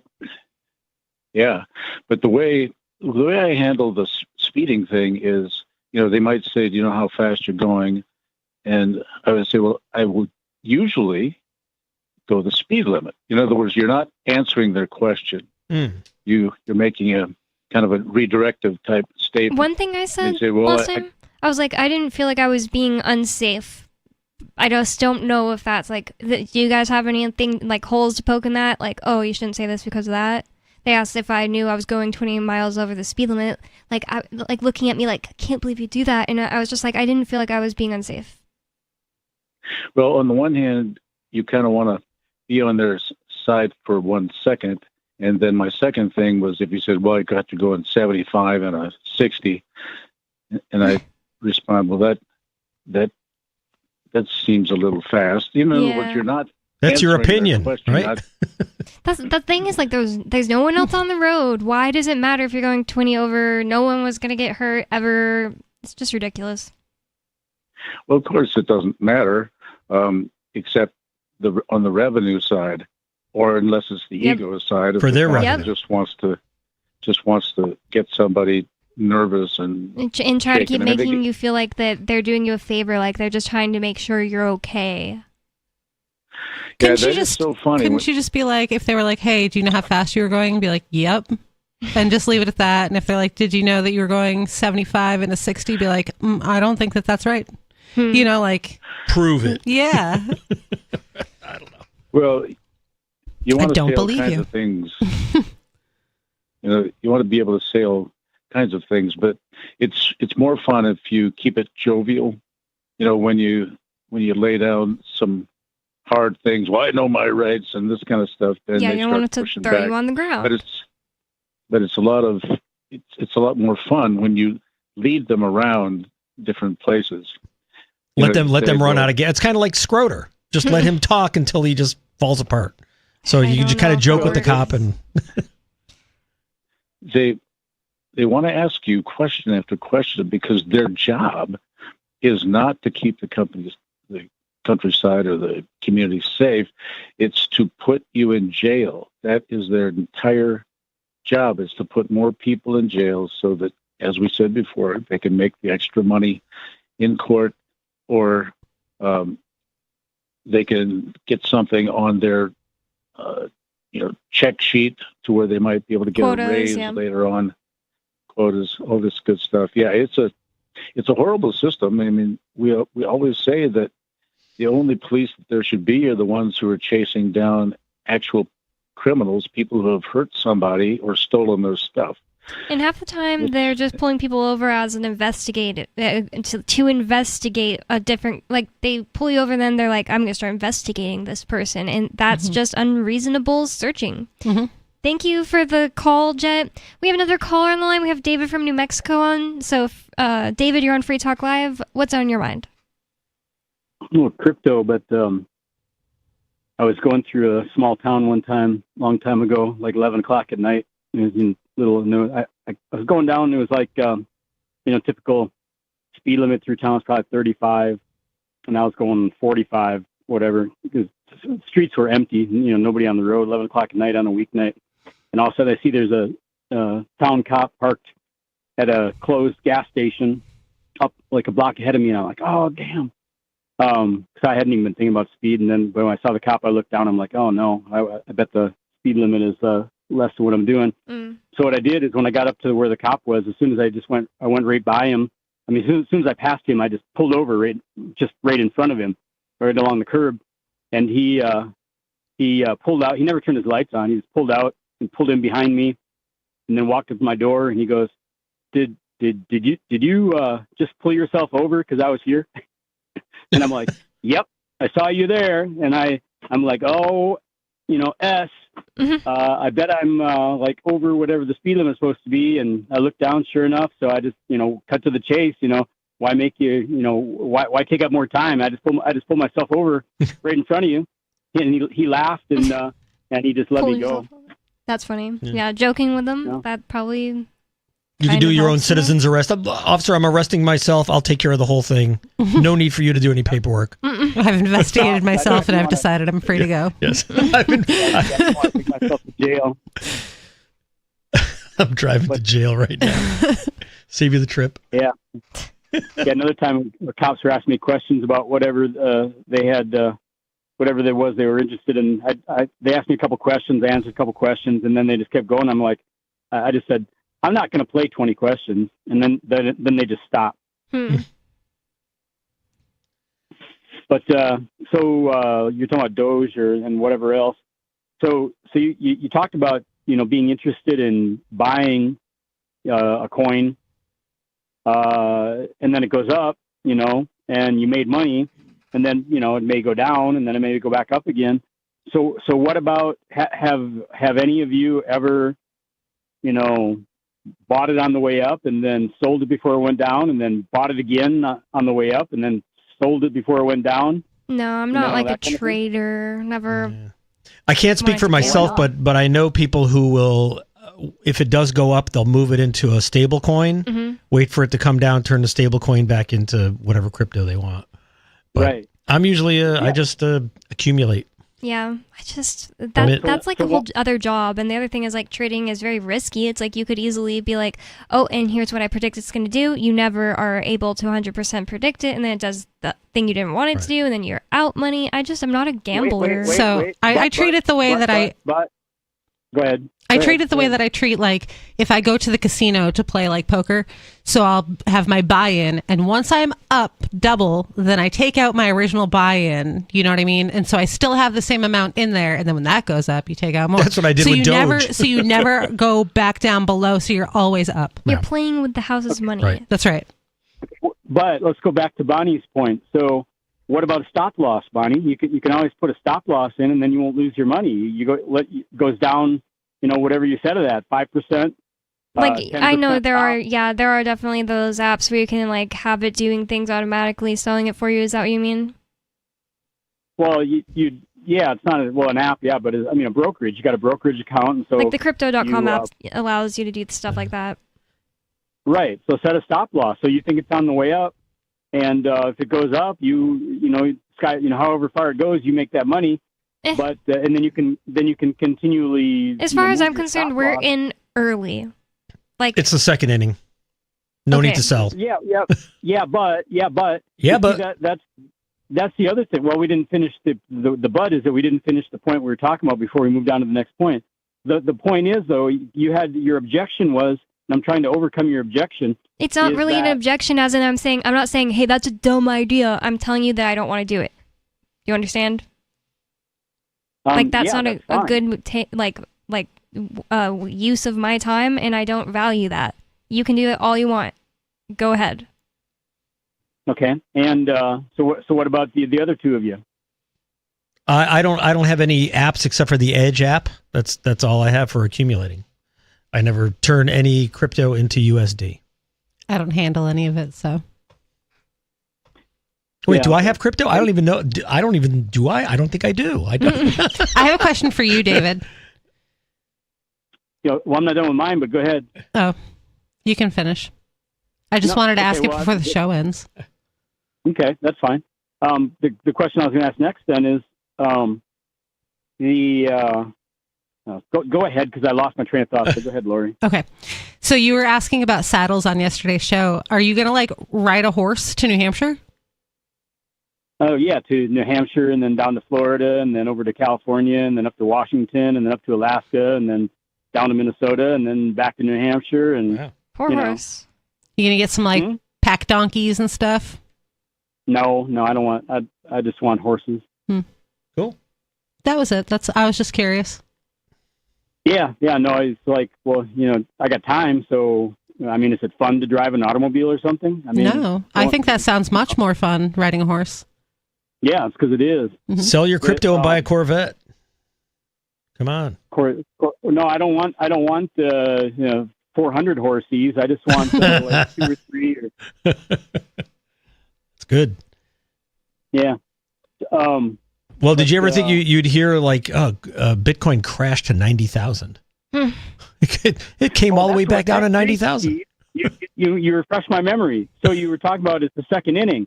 Right. But what I was going to say is if you follow the other strategy, the other tactic of simply when you think that the price is going to go up, you buy, and then you put a stop loss in and use that system. It doesn't matter whether you're in the second inning or the 5th inning or the 9th inning or the 13th inning. You can always continue to make money. So it doesn't matter where you are all that much. I mean, it helps, but it's not like the game is over just because, Bitcoin is now $1 million a coin and it's going up, just you can make even more money. Yeah, I guess if people value making even more money, putting some work in, then they should do that. Yeah, if you have time to day trade and you have, if there is such thing as a broker, a crypto broker, I don't know if there is such a thing. Maybe there is. There is. Oh, okay. So someone will do that work for you. It'd almost be like buying real estate. I'm going to buy this real estate now. I'm up. I'm going to sell it. Then go buy other. That takes time. Other things are liquidity pools, like slower, long time. It takes like 1 minute each time you decide to buy or sell. Yeah, I mean, I've had people ask me if they want to day trade, and like, no, I'm not interested. Well, you don't have to day trade. You can. Steve has it doesn't mean you're doing it. You don't have to. No, you can do it. You if you don't want to babysit it on a day trading basis, then you look for trends that are going to take several days or a week or several weeks or a month or several months, whatever your time frame is, and you look for those opportunities and you buy those opportunities, not the day trade minute by minute moves. I don't believe people that believe in there are these trends and we can predict it based on weekly blah blah blah, and that's how I know that next month it's going to hit 100,000. Do you know how many people said that? Like a million times. And the other thing is, I just think some people on this show really just don't care to use crypto to make more money. It's like I put money into crypto because I'd rather spend it than blood money. I only turn my crypto into dollars when I have to use blood money. Like, I have to pay a freaking property tax, and I'm actually like months late. I forgot about it. Are they like thinking I'm trying not to pay the property tax right now? Like, what will they do if you're late? I don't know. Gonna find that out like tomorrow. Put a lien on the house. Oh my god, it's creepy. I just forgot I got the letter with it. Lori, did you want to talk about that story? We only have like a minute left. I just saw this, and the headline is Kamala Harris raised $1 billion plus in defeat. She's still sending persistent appeals to donors. It's from AP. Kamala Harris and the Democratic Party's prodigious fundraising operation raised more than $1 billion in her loss to Donald Trump, but the vice president is still pushing donors for more money after the election. And is that because she wants to make up for like the lost money? It's like not really that she's needing more. It's like she's trying to pay off kind of like debt. Yeah. I think they're in debt. So she's trying to pay off debt, getting donations for it. It says Democrats are sending persistent appeals to Harris supporters without expressly asking them to cover any potential debts, enticing would-be donors instead with other matters. The Republican president-elect's pick for his upcoming administration. And a handful of pending congressional contests where ballots are still being tallied. You don't like Matt Gaetz, right? Here's the donation link. Keep giving me money so I can keep losing. freetalklive.com for more. Thank you for listening, and we'll be back on tomorrow. Peace.